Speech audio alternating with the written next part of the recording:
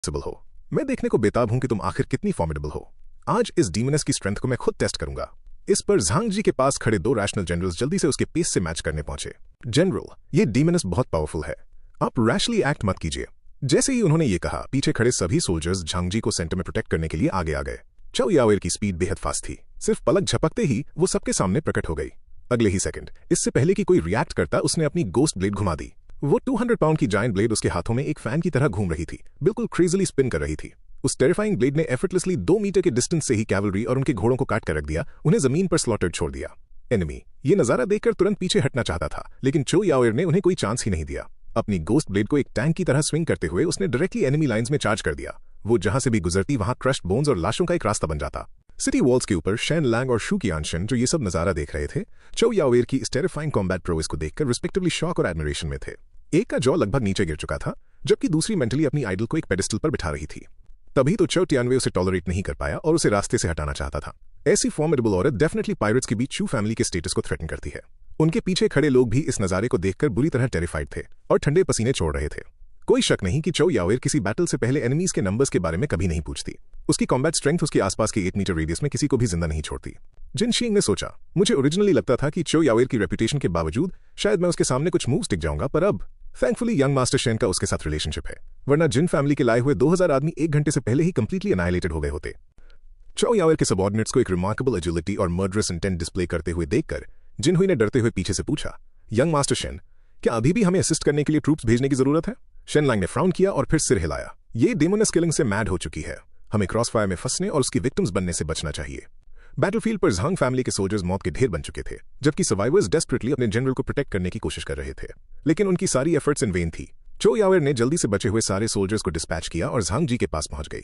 Imminent चो यावेर को face करते हुए झांग जी सिर से पांव तक कांप रहा था, फिर भी उसका प्राइड उसे डरकर रिट्रीट करने से रोक रहा था।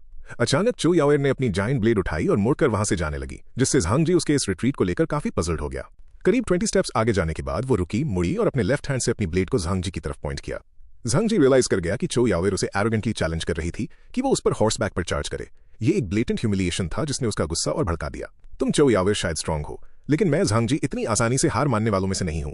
जब तुम इतनी एरोगेंट हो ही, तो अगर मैं डिसऑनरेबली लड़ूं तो मुझे ब्लेम मत करना। इसी के साथ उसने उस पर चार्ज कर दिया।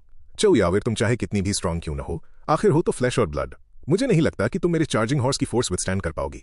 लेकिन चो यावेर ने सिंपली अपनी स्वॉर्ड को जमीन में प्लांट कर दिया और बेयर हैंड्स के साथ खुद को रेडी किया। जैसे ही झांग जी अपने घोड़े और स्वॉर्ड के साथ एक सरप्राइज अटैक एम करते हुए उस पर लीप किया, चो यावेर की स्पीड सच में एस्टॉनिशिंग थी। उसने झांग जी के घोड़े को डायरेक्टली एक पंच डिलीवर किया। उसके पंच की टेरिफाइंग फोर्स से घोड़ा झांग जी समेत हवा में उड़ गया। फिर जैसे ही झांग जी गिरा, उसने उसकी गर्दन पकड़ ली और उसे हवा में एक चिक की तरह होल्ड कर लिया। चो यावेर की आंखों में झांग जी और शेन लैंग में कोई डिफरेंस नहीं था, दोनों ही उसके लिए इजी टारगेट्स थे। उसके लिए बैटल्स हमेशा क्विक किल्स थीं। इस तरह झांग जी पूरी तरह से डिफीट हो गया और शेन लैंग ने अपनी विट की वजह से एक सिंगल सोल्जर डिप्लॉय किए बिना फ्यूरियस टाइड सिटी को एफर्टलेसली सिक्योर कर लिया। आंग ने न सिर्फ झांग फैमिली की 6000 एलीट ट्रूप्स को वाइप आउट कर दिया, बल्कि झांग जी को एज अ हॉस्टेज भी कैप्चर कर लिया। अगला स्टेप एक ओल्ड फॉक्स और यंग फॉक्स के बीच डायरेक्ट कॉन्फ्रंटेशन का था। इस मोमेंट फ्यूरियस टाइड सिटी के मेन कैसल के अंदर 3 जनरल्स, जिनमें से हर 1000 हाउसहोल्ड्स का लीडर था, बंधे हुए थे और शेन लैंग के सामने घुटनों के बल बैठे थे।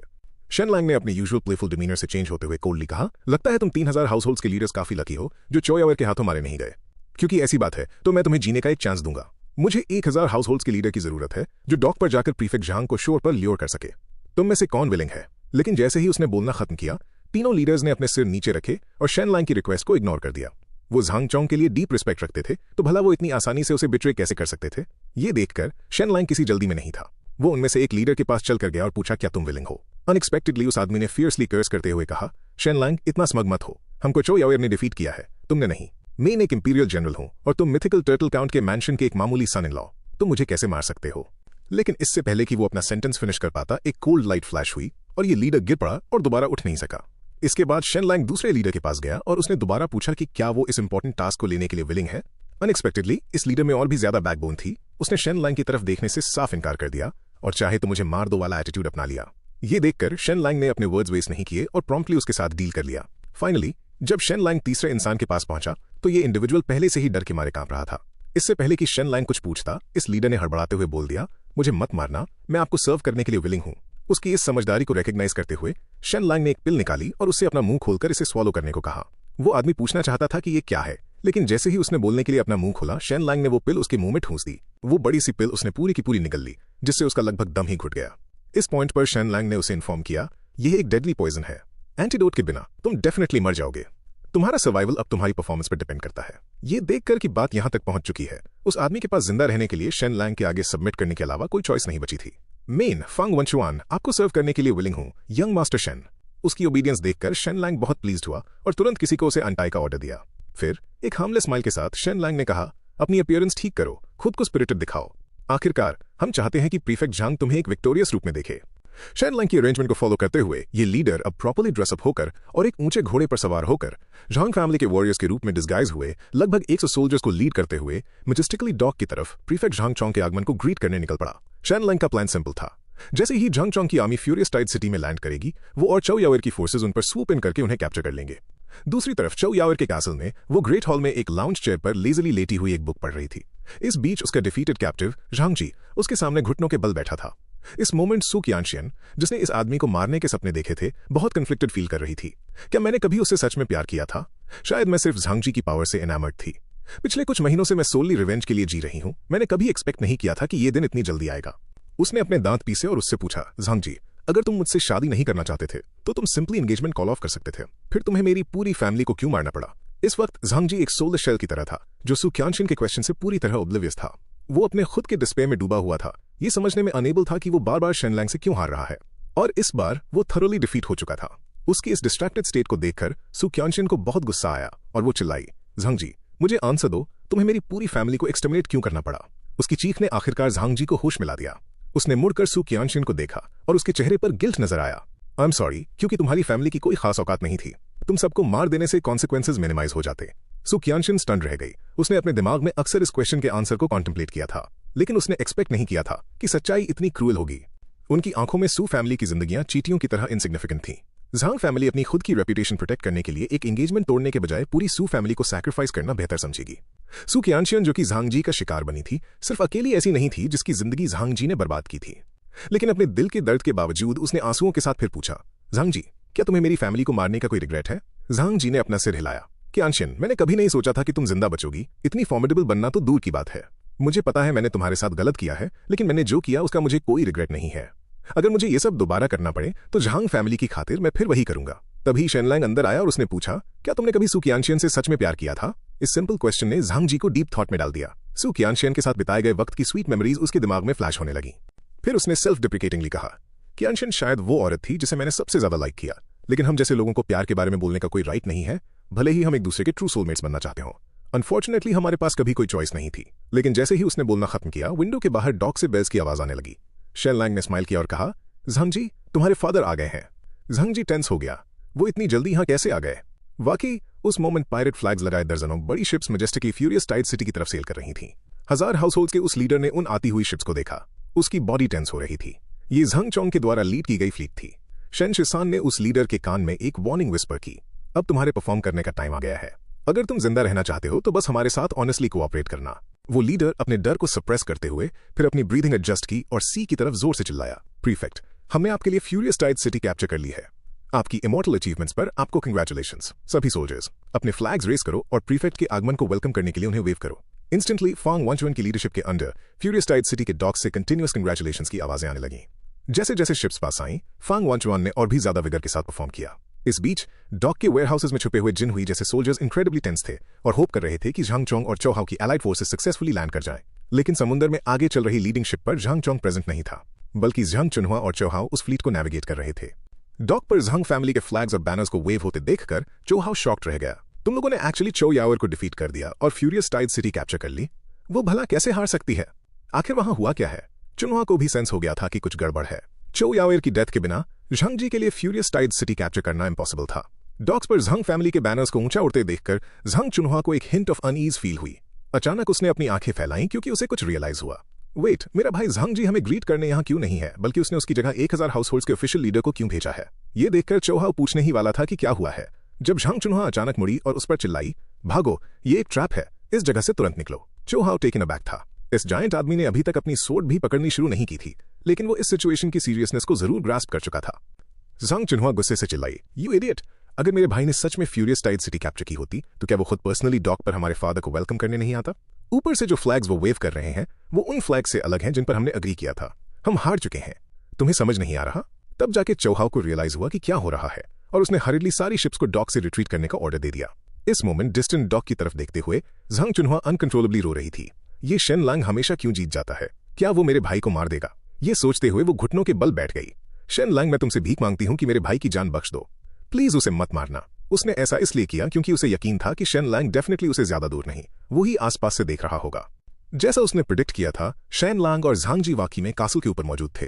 उस वक्त झांग जी डेस्परेटली अपने आर्म्स वेव कर रहा था और चिल्ला रहा था कि वो लोग वहां से चले जाएं। शेन लैंग बस साइड में खड़ा रहा और उसने उसे नहीं रोका। आखिरकार झांग जी लॉन्ग डिस्टेंस वॉइस ट्रांसमिशन के केपेबल नहीं था और इतने डिस्टेंस पर उसकी आवाज का समुद्र में शिप्स तक पहुंचना इम्पॉसिबल था। झांग जी ने भी ये रियलाइज कर लिया और पूरी तरह से टूट गया, रोते हुए चिल्लाया, फादर प्लीज चले जाइए। दुश्मन को अंडर एस्टिमेट करना मेरी गलती थी। मैं इनकॉम्पिटेंट हूं और मुझे आपको अपने साथ नीचे नहीं घसीटना चाहिए। फादर, मैं एक अनवर्दी बेटा हूं और मैं आपकी इस काइंडनेस को सिर्फ अपनी नेक्स्ट लाइफ में ही रीपे कर पाऊंगा। ये कहने के बाद उसने टावर से छलांग लगा दी क्योंकि उसकी आवाज सी तक नहीं पहुंच सकती थी। उसने होप कि शायद उसका ये लीप उसके फादर को अलर्ट कर सके। जमीन पर गिरते ही एक हैवी थड की आवाज आई और झांग जी बियॉन्ड एनी डाउट मर चुका था। इस मोमेंट पर शेन लैंग कोल्डी ये सब होता हुआ देखता रहा, अंदर से अटली इंडिफरेंट था। क्या झांग जी फूलिश था ये सोचकर कि इतने डिस्टेंस से कोई सी से लैंड तक देख सकता है? फिर उसने शिप्स की तरफ देखने के लिए अपना टेलीस्कोप निकाला। ऐसा लग रहा था कि झांग चोंग बोर्ड पर नहीं है। उसने अपने बदले सिर्फ झांग चुनहुआ और चौहाव को भेजा था। ऐसा लग रहा था जैसे झांग जी की मौत यूजलेस गई। झांग चुनहुआ को डेक पर उसकी तरफ डेस्परेटली कोटो करते हुए देखकर शेन लैंग समझ गया कि इस क्लेवर विक्सन ने उसका ट्रैप फिगर आउट कर लिया है। उसी वक्त सू कियानशियन दौड़ते हुए आई और रेलिंग पर झुक गई। जब उसने झांग जी की बॉडी देखी तो उसके अंदर एक वेव ऑफ जॉय सर्च कराई। झांग जी, यू बीस्ट, आखिरकार तुम मर गए। सू फैमिली की निर्दोष रूहें अब फाइनली रेस्ट कर सकेंगी। लेकिन अगले ही सेकंड उसकी आंखों से अनकंट्रोलेबली आंसू बहने लगे। सू फैमिली जा चुकी थी और भले ही झांग जी मर चुका हो पर वो अभी भी जिंदा थी। अब कुछ भी चेंज नहीं किया जा सकता था। इस मोमेंट अपने इमोशंस को वेंट आउट के लिए उसे डेस्परेटली एक हक की जरूरत थी। जब वो मुड़ी और उसने शेन लैंग का जेंटल और हैंडसम फेस देखा तो वो एक सेकंड के लिए रुकी और फिर उसकी तरफ दौड़ी। जैसे ही शेन लैंग ने सू कियानशियन को अपनी तरफ भागते हुए देखा, उसने भी सबकॉन्शियसली अपने आर्म्स ओपन कर लिए ताकि इस ब्यूटी को अपने एम्ब्रेस में वेलकम कर सके। लेकिन सू कियानशियन बस उसके पास से गुजर गई और उसने बजाय शेन लैंग के चो याओएर को हक कर लिया। इस मोमेंट उसका दिल चो याओएर के लिए ग्रेटिट्यूड से भरा हुआ था, जिसने झांग जी को कैप्चर करने में उसकी हेल्प की थी और उसके अंधेरे भरे वर्ल्ड में फिर से रोशनी भर दी थी। हालांकि झांग चुनहुआ अभी भी जिंदा थी, उसने रिवेंज लेने का इरादा छोड़ दिया था, ये रियलाइज करते हुए कि उसकी फैमिली के एक्सटर्मिनेशन की रूट कॉज उनकी खुद की ग्रीड थी। अब जबकि झांग जी मर चुका था तो उसके दिल को नेचुरली रिलीव्ड फील हो रहा था। इस मोमेंट शेन लैंग उन दोनों औरतों को एम्ब्रेस करते हुए देखकर थोड़ा ऑकवर्ड फील करने लगा। वो बस मुड़ गया और समुद्र में शिप्स को देखना कंटिन्यू करने के लिए अपना टेलीस्कोप उठा लिया। इस बीच थंडरस आर्किपेलागो के सेकंड लार्जेस्ट आइलैंड स्काईविंड आइलैंड पर क्लिफ्स के ऊपर एक कैसल खड़ा था। इस कैसल के अंदर टॉप फ्लोर के एक रूम में एक फेमिलियर फिगर अकेला बैठा खुद के साथ चेस खेल रहा था। ये शख्स कोई और नहीं बल्कि झांग सिबलिंग्स के पीछे का मास्टरमाइंड प्रीफेक्ट झांग चोंग था। वो इस कैसल में 10 घंटे से भी ज्यादा टाइम से वेट कर रहा था, फिर भी कोई न्यूज नहीं आई थी। उसके हाथ चेस पीस होल्ड करते हुए कांप रहे थे। वो ये बात बहुत अच्छे से जानता था कि कोई खबर ना मिलना सबसे बुरी खबर है। जैसे ही उसने अपना चेस पीस नीचे रखा, उसने रियलिटी एक्सेप्ट कर ली। वो हार चुका था। उसके आंसू कंटिन्यूअसली गिर रहे थे। उसे रियलाइज हो गया था कि उसने न सिर्फ बैटल हार दी है बल्कि शायद उसने अपने बेटे को भी हमेशा के लिए खो दिया है। इस बीच वापस फ्यूरियस टाइड सिटी के कैसल में शेन लैंग अपने रूम में था और प्रीफेक्ट झांग चोंग की एक्स्ट्रॉर्डिनरी विजडम को एडमायर कर रहा था कि कैसे उसने दूर बैठे ही उसके सेट किए हुए ट्रैप को फिगर आउट कर लिया। जिनहुई को समझ नहीं आ रहा था कि जीतने के बावजूद यंग मास्टर शेन रिग्रेटफुल क्यों दिख रहे थे। एक मोमेंट बाद शेन लैंग ने एनजाइशन को बुलाया। फ्यूरियस टाइड सिटी लेने के बाद शेन लैंग ने सिटी के डिफेंसेस जिन शीइंग को और सारे कमर्शियल अफेयर्स हुआंग टोंग को हैंड ओवर कर दिए थे। वह खुद पॉलिटिक्स, इकोनॉमिक्स या मिलिट्री मैटर्स में इन्वॉल्व नहीं था। हालांकि हुआंग टोंग एक आउटसाइडर था, शेन लैंग का मानना था कि फ्यूरियस टाइड सिटी एक ट्रेड सिटी होने के नाते प्रोफेशनल्स द्वारा ही मैनेज की जानी चाहिए। ऊपर से हेवनली पाथ सोसाइटी में जिन फैमिली की एक स्ट्रेटेजिक पोजीशन थी, जिसका मतलब था कि कम से कम जब तक वो हिडन ऑरिजिन सोसाइटी को डिफीट नहीं कर देते तब तक उन्हें कोई रिस्क नहीं था। शेन लैंग के प्लान सुनने के बाद एनजाइशन यंग मास्टर शेन की विजडम को देखकर ऑ में था। मैं सच में इमेजिन नहीं कर सकता कि शेन लैंग की इन्वॉल्वमेंट के साथ जिन फैमिली का फ्यूचर कितना ग्लोरियस होने वाला है। हुआंग टोंग भी एनजाइशन जितना ही एक्साइटेड था। मेरी हेवनली पाथ सोसाइटी फाइनली एक बार फिर से हिडन ऑरिजिन सोसाइटी के साथ कंपीट कर सकती है। उसी मोमेंट शेन लैंग के आने से हुआंग टोंग की एंथुसियास्टिक डे ड्रीमिंग इंटरप्ट हो गई। हुआंग टोंग ने जल्दी से अपने इमोशंस एडजस्ट किए और नीटली प्रिपेयर्ड मीटिंग रिकॉर्ड्स और गिफ्ट लिस्ट शेन लैंग को हैंड ओवर कर दी। हुआंग टोंग इतना एक्साइटेड था कि लगातार बोल रहा था, पर शेन लैंग नोटबुक होल्ड किए और हुआंग टोंग की रिपोर्ट सुनते हुए किसी और मैटर के बारे में सोच रहा था। हालांकि पॉलिटिकल स्ट्रगल अभी के लिए एंड हो गई है, पर आगे और भी पॉलिटिकल बैटल्स आने वाली हैं। सिर्फ तब जब सॉवरेन्स डिक्री इशू हो जाएगा और फ्यूरियस टाइड सिटी और थंडरस आइलैंड्स जिन फैमिली को इनाम में मिल जाएंगे तभी सब कुछ ट्रूली सेटल होगा। नोटबुक क्लोज करते हुए शेन लैंग ने कहा, अगर कुछ अनएक्सपेक्टेड नहीं होता है तो झांग चोंग 2 दिन के अंदर नेगोशिएट करने आएगा। चलो पहले गिफ्ट लिस्ट देखते हैं। मुझे एग्रीमेंट्स की परवाह नहीं है, लेकिन मुझे ये याद रखने की जरूरत है कि इन मर्चेंट्स ने क्या गिफ्ट्स भेजे हैं। हुआंग टोंग ने हरिडली रिस्पॉन्ड किया, ये सारे मर्चेंट्स आपकी प्राउस को जानते हैं यंग मास्टर शेन। वो लोग आपसे कुछ भी छिपाने की हिम्मत नहीं करेंगे। लेकिन थोड़ी देर इसे देखने के बाद शेन लांग ने एक डार्क एक्सप्रेशन के साथ वो गिफ्ट लिस्ट वापस हुआंग टोंग को दे दी। हुआंग टोंग ने पजल्ड होकर पूछा, यंग मास्टर शेन, क्या आप गिफ्ट लिस्ट से डिससैटिस्फाइड हैं? शेन लांग दूसरी तरफ मुड़ गया और बोला, ये लोग किसी के टेस्ट को केटर क्यों नहीं करते? ब्यूटीज क्यों नहीं भेजी? क्या मैं किसी ऐसे शख्स जैसा दिखता हूं जो इतना सन्यासी हो? ये सुनकर हुआंग फिंग की ऐसी हालत हुई कि काश वो खुद को बहरा कर लेता। यहां तक कि उसे शेन लांग का बॉडीगार्ड होना भी डिसग्रेस लगने लगा। खुद हुआंग टोंग भी एक आदमी होने हुए भी अटली एम्बैरेस दिख रहा था। यंग मास्टर शेन, क्या ऐसा हो सकता है कि वो चो यावर से डरते हों, इसलिए उनमें ऐसे गिफ्ट्स भेजने की हिम्मत नहीं हुई? शेन लांग को अचानक प्रॉब्लम रियलाइज हुई, तो इन लोगों को लगता है कि मैंने चो यावर को हैंडल कर लिया है और अब ये अज्यूम कर रहे हैं कि मैं उसका आदमी हूं। एक फीमेल डीमन के पार्टनर को एक औरत भेजने की हिम्मत कौन करेगा? क्या ये खुद मुसीबत को बुलाना नहीं है? तुम सब वाकई में मेरे बारे में बहुत हाईली सोचते हो। मैं भला उस फीमेल डीमन को कैसे हैंडल कर सकता हूं?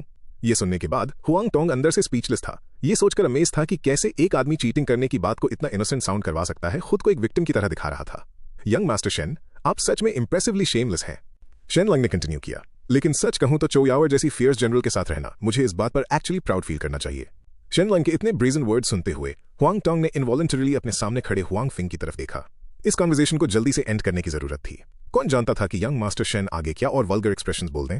डेस्परेशन के मारे हुआंग टोंग ने जल्दी से वहां से निकलने का एक एक्सक्यूज ढूंढ लिया, ये कहते हुए कि उसे और भी मैटर्स अटेंड करने हैं। जाने से पहले उसने मुड़कर हुआंग फिंग की तरफ देखा, ये सोचते हुए कि काश उसकी खुद की बहन इतनी अनअट्रैक्टिव ना होती। यंग मास्टर शेन जैसे स्काउंड्रल को कैप्चर करना सच में एक ईजी टास्क होता। हुआंग फिंग, जो अपने भाई के थॉट्स अच्छे से जानता था, अचानक गुस्से में बर्स्ट आउट हुआ, ब्रदर, क्या तुम कह रहे हो कि मैं अगली हूं? उन दोनों सिबलिंग्स के वहां से जाने पर शेन लैंग चकल करते हुए खड़ा हो गया और एनजाइशन से बोला, चलो आओ चलकर वॉल को पेंट करते हैं। हालांकि एनजाइशन शेन लैंग के इस आइडिया से पजल्ड था। उसने ओबीडियंटली उनकी कमांड को फॉलो किया और कासल के फाइनेस्ट स्टडी रूम की वॉल्स को पेंट कर दिया। इस बीच शेन लैंग पहले से ही अपना नेक्स्ट मूव कॉन्टेम्पलेट कर रहा था। झंग चोंग को डे आफ्टर टुमारो नेगोशिएशंस के लिए आना चाहिए। ये नेगोशिएशन जिन और झंग फैमिलीज के बीच विक्ट्री को डिफाइन करेगी और सॉवरेन के साथ पॉलिटिकल गेम्स की बिगिनिंग मार्क करेगी। अगर झंग चोंग स्मार्ट हुआ तो हमारी गेम बहुत सिंपलर हो जाएगी, वरना कौन जानता है कि अभी और कितने लोगों को मरना पड़ेगा। एनजाइशन के अपना टास्क फिनिश करने के बाद उसने आकर शेन लैंग के थॉट्स को इंटरप्ट किया। Young master Shen, wall paint हो चुकी है। शेन लैंग ने एक्नॉलेज किया और उस फ्रेशली पेंटेड वॉल की तरफ चलकर गया। उस ब्लैंक स्पेस को देखते हुए उसका दिमाग न्यूमरस एनिमीज की इमेजेस से भर गया। उसे रियलाइज हुआ कि इस दुनिया में आए हुए बस आधा साल हुआ है और उसने इतने दुश्मन बना लिए हैं जिनमें से आधों को वो ऑलरेडी मार चुका है। वो अचानक हंस पड़ा। इसमें क्या कर सकते हैं? जब आप इतने आउटस्टैंडिंग हो तो नेचुरल है कि दुश्मन तो बनेंगे ही, लेकिन अब टाइम आ गया है इस वॉल पर कुछ नए नाम ऐड करने का। हालांकि सॉवरेन और प्रिंसेस के नाम खुले आम यहां नहीं लिखे जा सकते, तो फिर मैं किससे शुरू करूं? कुछ मोमेंट के लिए सोचने के बाद शेन लैंग ने 2 फैमिली नेम्स लिखे, शू फैमिली और सू फैमिली। शू फैमिली ने जिन फैमिली से बहुत फायदे लिए थे, लेकिन 20 साल पहले उन्होंने काउंट जिन यू को बिट्री कर दिया था। सू फैमिली ने ना सिर्फ एंगेजमेंट तोड़ दी, बल्कि टैंग फैमिली के साथ मिलकर जिन फैमिली को सप्रेस किया और हमारे बुरे वक्त में हमारे पेट में लात मारी। दोनों फैमिलीज डेथ डिजर्व करती हैं। जैसे ही वो कंसिडर कर रहा था कि पहले किस फैमिली को टारगेट करे, जिन हुई पैनिक में वहां दौड़ते हुए आया। यंग मास्टर शेन, चो यावर जा रही है। ये सुनकर शेन लैंग स्टन रह गया। नो वे, इतनी जल्दी क्यों? अगर वो चली गई तो आगे मैं क्या करूंगा? इस वक्त चो यावर फ्यूरियस टाइड सिटी की सड़कों पर अकेली चल रही थी, जहां आते जाते पासर्स भी उसे देखकर ऐसे अवॉइड कर रहे थे जैसे वो कोई भूत या राक्षस हो। लेकिन इन लोगों की गेजेस से चो यावर को अब कोई फर्क नहीं पड़ता था, क्योंकि अब वो फाइनली इस जगह से जा सकती थी ताकि वो अपनी मेमोरीज में बसी उस आवाज के ओनर को ढूंढ सके।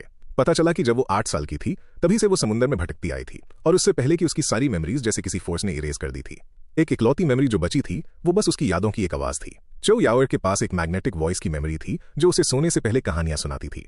हालांकि कहानियों का कंटेंट ब्लरी था, लेकिन ये आवाज हमेशा उसके दिमाग में एको करती थी। भले ही ये बस एक वेग आवाज थी, चो यावर को पता था कि ये शख्स उसके लिए बेहद इंपॉर्टेंट होगा। अब जबकि वो फाइनली यहां से जा सकती थी, वो उसे ढूंढने के लिए पूरी तरह डिटर्मिन्ड थी। जल्द ही वो स्ट्रीट के एंड तक पहुंची और डॉक पर आ गई, जहां एक औरत काफी लंबे समय से उसका इंतजार कर रही थी। जो सिविलियंस उसे फॉलो कर रहे थे, उन्हें रियलाइज हो गया कि इस बार चो यावर सच में वापस नहीं आएगी। उस मोमेंट चो यावर ने आखिरी बार पलटकर फ्यूरियस टाइड सिटी को देखा, जैसे उस जगह को एक साइलेंट फेयरवेल दे रही हो जहां उसने अपने 20 साल बिताए थे। फिर वो मुड़ी और उसने अपने सभी डायरेक्ट रिलेटिव्स को डिपार्ट होने की प्रिपरेशन करने का ऑर्डर दिया। तभी शेन लैंग उसके पीछे भागा और चिल्लाया, हे, क्या तुम्हारा इतनी अर्जेंटली जाना जरूरी है? चो यावर ने बिना कुछ बोले उसकी तरफ देखा। दूसरी तरफ सू कियानशिन ने उसे कंटेम्प्ट से देखा। शेन लैंग, तुम्हें सच में ऐसा तो नहीं लगता कि सिर्फ इसलिए कि चो यावर का एक बच्चा है वो तुम्हारे लिए बदल जाएगी या तुम्हारे लिए यहां रुक जाएगी? लेकिन अगले ही सेकंड शेन लैंग ने ब्लंटली कहा, क्या होगा अगर तुम्हारे जाने के बाद झांग चोंग और चोहाओ मुझे मारने आ गए तो? तुम्हारे बिना मैं सेफ फील नहीं करूंगा। तुम मेरे साथ क्यों नहीं चलती? हम मिलकर चोहाओ को रास्ते से हटा सकते हैं और उसके बाद तुम चली जाना। ये सुनकर यहां तक कि सू कियानशिन से भी और सुना नहीं गया, तुम कुछ ज्यादा ही डायरेक्ट हो। तुम इमोशनल कार्ड प्ले करने की कोशिश भी नहीं कर रहे। चो यावर तो और भी ज्यादा डिस्गस्टेड थी। मैंने झांग जी को अपने गुस्से और सू कियानशिन का बदला लेने के लिए मारा है, इसका तुमसे क्या लेना देना? शेन लैंग चोहाओ आदमियों को पसंद करता है, हम दोनों की आपस में ठीक बनती है। मैं सिर्फ तुम्हारे जैसे एक प्रिटी बॉय के लिए उसे क्यों मारूं? ये देखकर कि चाओ याओ उसकी हेल्प करने के लिए अनविलिंग थी, शेन लैंग के मुंह से निकल गया, हे, जाने से पहले फेयरवेल सेक्स का एक आखिरी राउंड कैसा रहेगा? उसके इन वर्ड्स पर हर कोई अपनी जगह पर स्टन रह गया। चाओ याओ इतनी गुस्से में थी कि उसने शेन लैंग को उसकी गर्दन से पकड़ लिया और उसे एक छोटे मुर्गे की तरह हवा में ऊंचा उठा लिया। अगले ही सेकंड उसकी गर्दन टूटने की आवाज आई। शेन लैंग, एज 19 साल, डेड। ऑफ कोर्स ये सब सिर्फ शेन लैंग की इमेजिनेशन थी। वो चाओ याओ के सामने ऐसी बात बोलने की हिम्मत कभी नहीं कर सकता था। उस मोमेंट वो 2 बुक्स पकड़े हुए चाओ याओ के पास गया और जेंटली बोला, क्योंकि तुम जाने पर इंसिस्ट कर रही हो तो मैं तुम्हें रुकने के लिए फोर्स नहीं करूंगा। हालांकि तुम मुझे डिसलाइक करती हो, पर मैं फिर भी तुम्हें ये 2 बुक्स देना चाहता हूं। मुझे पता है तुम्हें पढ़ना पसंद है, इसलिए मैंने ये स्पेशली तुम्हारे लिए लिखी हैं, टाइम पास करने के लिए। चाओ याओ ने वो 2 थिक बुक्स ले ली। उसने journey of the monkey to obtain the scriptures की आधी कहानी पहले ही सुन रखी थी, लेकिन उसने दूसरी बुक कभी नहीं देखी थी। ये बुक किस बारे में थी? शेन लैंग ने इसे ब्रीफली डिस्क्राइब किया। ये एक जीनियस के मीटियोरिक राइज के बारे में है और फिर कैसे वो उस औरत को तबाह कर देता है जिसने कभी उसे बिट्रे किया था। चाओ याओ को यह डिस्क्रिप्शन काफी इंटरेस्टिंग लगी, लेकिन उसके बगल में खड़ी सू क़ियानशिन को पूरा यकीन था कि शेन लैंग इतना जेनरस तो हो ही नहीं सकता। हालांकि उसने अपने थॉट्स अपने तक ही रखे और जैसा उसने सस्पेक्ट किया था, शेन लैंग सच में एक ट्रिक प्ले कर रहा था। Journey of the monkey to obtain the scriptures 10,000 word से अनफिनिश्ड थी और बैटल थ्रू द हेवंस के सिर्फ कुछ लाख वर्ड्स ही लिखे गए थे, जो बीच में ही अब्रप्टली रुक जाती थी। एक क्रिटिकल मोमेंट पर यह सोचकर कि चाओ याओ के लिए इन अनफिनिश्ड स्टोरीज को पढ़ना कितना फ्रस्ट्रेटिंग होगा, शेन लैंग को अंदर ही अंदर बहुत मजा आ रहा था। क्योंकि तुम चाओ याओ इतनी डिसाइसिवली जा रही हो, तो मुझे डेफिनेटली तुम्हारे लिए कुछ ऐसी चीज छोड़नी चाहिए जिससे तुम मुझे याद रखो। लेकिन ऑफ कोर्स ये ऐसी होनी चाहिए कि जब भी तुम मेरे बारे में सोचो तो तुम्हारा दिल मुझे जान से मार देने का करे। शिप बोर्ड करने से पहले चाओ याओ एक बार फिर सू क़ियानशिन के पास आई और पूछा कि क्या वो उसके साथ जाना चाहती है। लेकिन इस क्वेश्चन ने इंस्टिंक्टिवली सू क़ियानशिन को शेन लैंग की तरफ देखने पर मजबूर कर दिया। इस मोमेंट वो एक एगनाइजिंग डिसीजन में फंसी हुई थी। चाओ याओ वो रोशनी थी जिसने उसे रिडीम किया था। उसने उसकी रूह को आजाद किया था और वो उसकी एब्सोल्यूट आइडल थी। अब जबकि झांगजी मर चुका था और उसका बदला पूरा हो गया था, उसे लगा कि उसे हमेशा के लिए चाओ याओ को फॉलो करना चाहिए। लेकिन चाओ याओ कुछ ज्यादा ही ब्राइटली शाइन करती थी और उसके बगल में कोई भी औरत अपना अस्तित्व खो सकती थी। और शेन लैंग भले ही फ्लॉड था, पर ज्यादा रियल लगता था। काफी सोचने के बाद सू क़ियानशिन ने पूछा, चाओ याओ मुझे अपने साथ ले जाना चाहती है, क्या तुम मुझे रोकने की कोशिश नहीं करोगे शेन लैंग? शेन लैंग ने सू क़ियानशिन की नजरों से बचते हुए कॉशियसली जवाब दिया, या फिर तुम यहां रुक सकती हो। ये सुनकर सू क़ियानशिन शार्पली बोली, तुम चाहते हो कि मैं तुम्हारी कॉन्क्यूबाइन बनकर रुकूं? शेन लैंग टेकन अबैक था। एक कॉन्क्यूबाइन? मैं भला कैसे तुम्हें ऐसे रोल के लिए डिमीन कर सकता हूं? सू क़ियानशिन एक कदम आगे आई। भूलो मत कि तुम्हारी वाइफ जिन मुलान है। जबकि तुम मुझे कॉन्क्यूबाइन बनाने की हिम्मत नहीं कर रहे हो, तो क्या तुम मुझे साइड में एक मिस्ट्रेस की तरह रखने का प्लान बना रहे हो? शेन लैंग शॉक्ड था। अपने दिल में सोचते हुए, सू क़ियानशिन इतनी वाइस कब हो गई? उसे इतनी ब्लंट तरीके से बोलने की क्या जरूरत थी? मेरी खामियों को हाईलाइट करने के लिए? किसी को भी चीजों को इतना क्लियरली नहीं देखना चाहिए। स्मार्ट लोग अक्सर अनहैप्पी रहते हैं। तुम बस खुद को दुखी कर रही हो। चाओ याओ जो ये सब और बर्दाश्त नहीं कर पाई, उसने बीच में टोकते हुए कहा, क़ियानशिन बस एक इशारा करो और मैं इसे मार दूंगी। सू क़ियानशिन हंसी। ये तो शुरू से ही एक स्काउंड्रल है, ये बात मैं डे 1 से जानती हूं। सू क़ियानशिन की चॉइस देखकर चाओ याओ काफी सरप्राइज थी। जैसे ही इस लड़की ने अपने इमोशनल कॉन्फ्लिक्ट्स रिजॉल्व किए हैं, क्या ये वापस इस स्काउंड्रल के जाल में फंसने का प्लान बना रही है? सू क़ियानशिन की आंखों में आंसू भर आए जैसे ही उसने जवाब दिया, जनरल, मैं डीपली ग्रेटफुल हूं कि कैसे आपने मेरी रूह को बचाया और मुझे एक नई जिंदगी दी। लेकिन मैं शेन लैंग के लिए नहीं रुक रही, बल्कि अपनी फैमिली सू फैमिली के लिए रुक रही हूं। हालांकि सू एम्ब्रॉयडरी तबाह हो चुकी है, पर मैं अभी जिंदा हूं और मेरी ग्रैंड मदर और भाई को अभी भी मेरी प्रोटेक्शन की जरूरत है। इसलिए मुझे अपने फैमिली बिजनेस को रिवाइव करने और सू एम्ब्रॉयडरी चेंबर ऑफ कॉमर्स को वापस जिंदा करने के लिए रुकना होगा। मुझे अपनी फैमिली को खुश रखना है। सू क़ियानशिन के वर्ड सुनने के बाद चाओ याओ ने कुछ और नहीं कहा, बस आगे बढ़कर उसे एम्ब्रेस किया और जेंटली उसे ये वर्ड्स कहे, अपना ख्याल रखना। फिर वो मुड़ी ताकि शिप बोर्ड कर सके और सेट सेल। कुछ मोमेंट्स बाद शेन लैंग और सू क़ियानशिन शांति से डॉक पर खड़े थे और चाओ याओ की फ्लीट को जाते हुए देख रहे थे। इसी के साथ फ्यूरियस टाइड सिटी की बैटल का भी अंत हो गया। रात हो चुकी थी और ऊंची उठती लहरें बार बार स्काईविंड आइलैंड की क्लिफ से टकरा रही थीं, जबकि चांद की रोशनी विंडोज से होती हुई कासल के अंदर आ रही थी। इस वक्त झांग चुनहुआ अपने फादर के सामने घुटनों के बल बैठी थी। वो दर्द से सिसक रही थी, जबकि झांग चोंग टेबल पर दोनों हाथों का सहारा लिए खड़े थे और बिना हिले चेसबोर्ड को घूर रहे थे, जैसे एक ही रात में 10 साल बूढ़े हो गए हों। झांग चुनहुआ रोते हुए बोली, फादर, हमने फ्यूरियस टाइड सिटी खो दी है और मेरा भाई शायद अब नहीं रहा। ये कहते ही वो खुद को और रोक नहीं पाई और फूट फूट कर रोने लगी। अपने फादर को गले लगा लिया। झांग चोंग स्टिफ हो गए, एक ओल्ड और कनिंग इंसान होने के नाते। भला उन्होंने आज के इस आउटकम को पहले से कैसे नहीं भांप लिया होगा। फिर झांग चुनहुआ ने नफरत से भरे चेहरे के साथ ऊपर देखा और झांग चोंग से कहा, फादर, मैं कसम खाती हूं कि अपने भाई का बदला लेने के लिए मैं शेन लैंग को टुकड़ों में चीर दूंगी। झांग चोंग ने अपनी आंखें बंद की और एक लंबी सांस ली। अपने दुख को दबाते हुए अपनी बेटी से बोले, चुनहुआ, रिवेंज के बारे में मत सोचो। पॉलिटिक्स के गेम में सिर्फ दुश्मन होते हैं, कोई पर्सनल वेंडेटाज नहीं होती। सिचुएशन अब सेटल हो चुकी है और हम वेजे हार चुके हैं। कल मैं शेन लैंग के साथ नेगोशिएट करने के लिए फ्यूरियस टाइड सिटी जाऊंगा और इस कॉन्फ्लिक्ट को खत्म करूंगा। इस बीच फ्यूरियस टाइड सिटी के डॉक पर दोबारा बेल बजी और कई शिप्स तेजी से फ्यूरियस टाइड सिटी की तरफ बढ़ रही थीं। जो गार्ड्स पहले ही सोने जा चुके थे, उन्होंने अपने कपड़े और वेपन्स उठाए और जल्दी से अपने घरों से बाहर दौड़ पड़े। उस शार्प बेल को सुनकर उन्हें लगा कि शायद आधी रात में प्रीफेक्ट झांग चोंग ने स्नीक अटैक कर दिया है। जब हर कोई डॉक पर पहुंचा और देखा कि ऑन ड्यूटी सोल्जर्स के सिग्नल्स शिप से वेव की जा रही टॉर्चेस से मैच कर रहे हैं तो उन्होंने रिलीफ की सांस ली। पता चला कि ये शिप्स वो फ्लीट थी जिसे मिथिकल टर्टल काउंट ने आइल ऑफ गोल्ड माउंटेन से सपोर्ट प्रोवाइड करने के लिए भेजा था। जब लुकआउट ने एक्साइटेडली मिथिकल टर्टल काउंट को इन्फॉर्म किया कि सिग्नल सक्सेसफुली मैच हो गए हैं तो वो आखिरकार कंप्लीटली रिलैक्स हो गए। थैंक गॉड, जब तक कि शेन लैंग सेफ है। उनके पीछे तंग लुन दोनों ही था, शॉक्ड और एनवियस। उसने कभी नहीं सोचा था कि ये pretty boy actually furious tide city को टेक डाउन कर लेगा। ये प्योर ईस्टर्न मैरिटाइम ट्रेड का कोर है। अब ये जिन फैमिली को बिलोंग करता है। जिन जुओ, तुम्हें सच में एक बेहतरीन सन इन लॉ मिल गया। सिर्फ आधे साल में उसने जिन फैमिली की टेरिटरी को कई गुना बढ़ा दिया है। ये एक ऐसी फीट है जो काउंट जिन जुओ के पुराने दिनों के बराबर है। कुछ मोमेंट्स बाद जैसे ही शिप्स डॉक हुई, मिथिकल टर्टल काउंट डिसएम्बार्क करने और शेन लैंग की तरफ भागने के लिए और वेट नहीं कर सके और उन्होंने उसे टाइटली एम्ब्रेस कर लिया। इस मोमेंट पर उन्होंने अपनी काउंट वाली पर्सोना को पूरी तरह से उतार दिया था और वो एक ऐसे फादर की तरह लग रहे थे जो अपने बेटे के सेफ होने पर रिलीव्ड था। इस जेस्चर ने शेन लैंग को थोड़ा बिविल्डर्ड कर दिया क्योंकि उसे अभी तक समझ नहीं आया था कि उसके आमतौर पर रिजर्व्ड और अलूफ रहने वाले फादर इन लॉ अचानक इतने वार्म कैसे हो गए। इस पॉइंट पर टेंग लुन उनके अफेक्शनेट फादर सन जैसे इंटरैक्शन को ऑब्जर्व करते हुए बिना बोले नहीं रह सका। यंग मास्टर शेन वाकई में काबिल है। एक भी सोल्जर खोए बिना फ्यूरियस टाइड सिटी पर कब्जा कर लिया। टेंग सच में आपकी तारीफ करता है। शेन लैंग ने एक स्लाइस स्माइल के साथ रिस्पॉन्ड किया। जिन है काउंट, क्या आप मुझसे ये कह रहे हैं कि आपने मेरी फैमिली के खिलाफ अपना ग्रज छोड़ दिया है? टांग लुन ने सेल्फ डेप्रिकेटिंगली कहा, मैं सिंपली अपनी किस्मत से हार मान चुका हूं, इसलिए मैं शांति में होने का प्रिटेंड कर रहा हूं। शेन लैंग ने काउंट जिनहे के कंधे पर थपथपाया। गुड, ये बहुत अच्छी बात है कि आपने ये एटीट्यूड अडॉप्ट कर लिया है। टांग लुन को लगा कि इसमें कोई अंडरलाइन मैसेज छुपा है और उसने अर्ज किया, यंग मास्टर शेन, शायद आप अपने स्टेटमेंट को थोड़ा और क्लैरिफाई कर सकते हैं। शेन लैंग की स्माइल फेड हो गई जैसे ही उसने एडवाइस दी, जिन है काउंट, मैं सजेस्ट करूंगा कि आप तुरंत अपने एस्टेट वापस जाएं और अपना सामान पैक करके अपनी फैमिली को डिस्पर्स कर दें। शेन लैंग के वर्ड सुनकर टांग लुन का चेहरा पेल पड़ गया और वो लगभग अपना बैलेंस खो बैठा। क्या आप श्योर हैं कि ये नेसेसरी है? शेन लैंग ने सिर हिलाया, क्योंकि आप मेरी फैमिली के आगे सरेंडर कर चुके हैं तो मैं आपको एक और एडवाइस देता हूं, अपनी प्रोफाइल लो रखें और अपनी फैमिली की जानें बचाने के लिए खुद इनिशिएटिव लें। शेन लैंग की काउंसिल सुनकर जिन है काउंट का चेहरा एशन हो गया और उसके गालों पर से अनकंट्रोलेबली आंसू बहने लगे। चाहे वो निराशा थी या गुस्सा, उसने सोचा था कि वो आइल ऑफ गोल्ड माउंटेन और अपनी सारी प्राइवेट ट्रूप्स खोकर पहले ही काफी सफर कर चुका है, लेकिन उसने ये एंटिसिपेट नहीं किया था कि रियल कैटास्ट्रोफी बिल्कुल आखिर में आएगी। अचानक टांग लुन एक मिजरेबल हंसी हंसने लगा।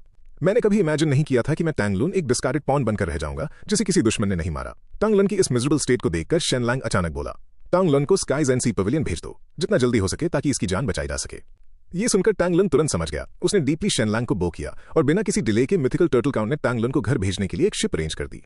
उस शिप को जाते हुए देखकर मिथिकल टर्टल काउंट इमोशन से भर गए, ये सोचते हुए कि शायद ये आखिरी बार है जब वो जिन है काउंट को देख रहे हैं।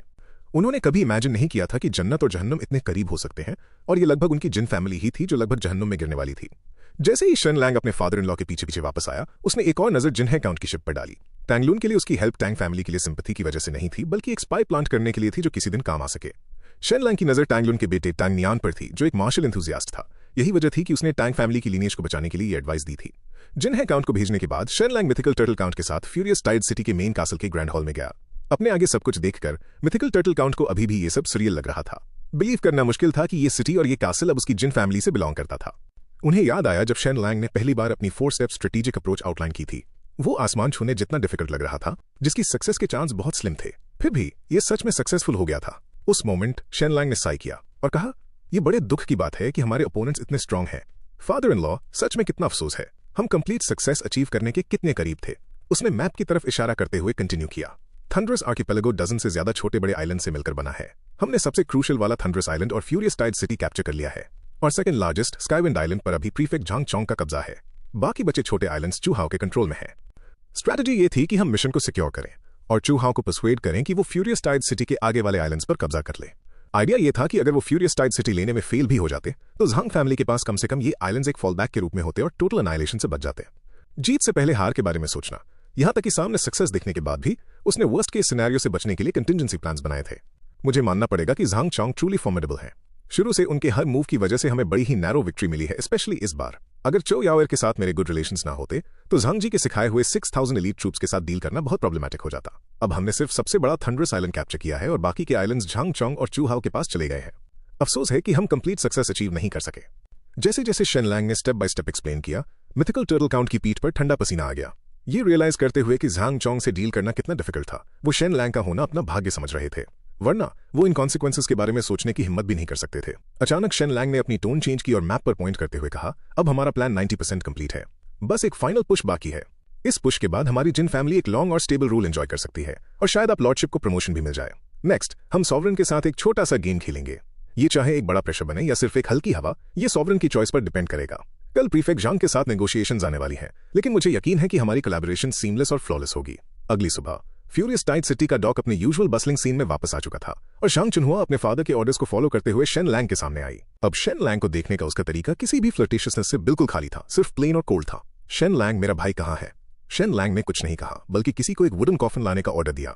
जब उसे खोला गया तो अंदर झांग जी की बॉडी थी, इतनी पीसफुल जैसे कि वो सो रहा हो। शेन लैंग ने इतनी कंसिडरेशन जरूर दिखाई थी कि एक स्किल्ड पर्सन द्वारा बॉडी को प्रॉपर्ली प्रिपेयर करवाया गया था ताकि झांग फैमिली को रिस्पेक्ट शो की जा सके। झांग जी की बॉडी देखते ही झांग चुनहुआ के चेहरे से आंसू बहने लगे और वो कॉफिन पर गिर पड़ी। हालांकि उसके 3 भाई थे, लेकिन झांग जी उसके सबसे क्लोजेस्ट और मोस्ट अफेक्शनेट था। इस मोमेंट पर शेन लैंग ने एक्सप्लेन किया, कल जब तुम्हारी फ्लीट ने फ्यूरियस टाइड सिटी को अप्रोच किया तो झांग जी को लगा कि तुम्हारे फादर भी बोर्ड पर है, इसलिए उसने कासल से वार्निंग्स चिल्लाई, लेकिन क्योंकि तुम बहुत दूर थी तुम उसे सुन नहीं सकी। खुद को दिखाने की कोशिश में उसने कासल से छलांग लगा दी, पर तुम तब भी उसे नहीं देख सकी। ये सुनकर झांग चुनहुआ रोते हुए जमीन पर कोलैप्स हो गई, कंटिन्यूअसली सॉरी बोलने लगी।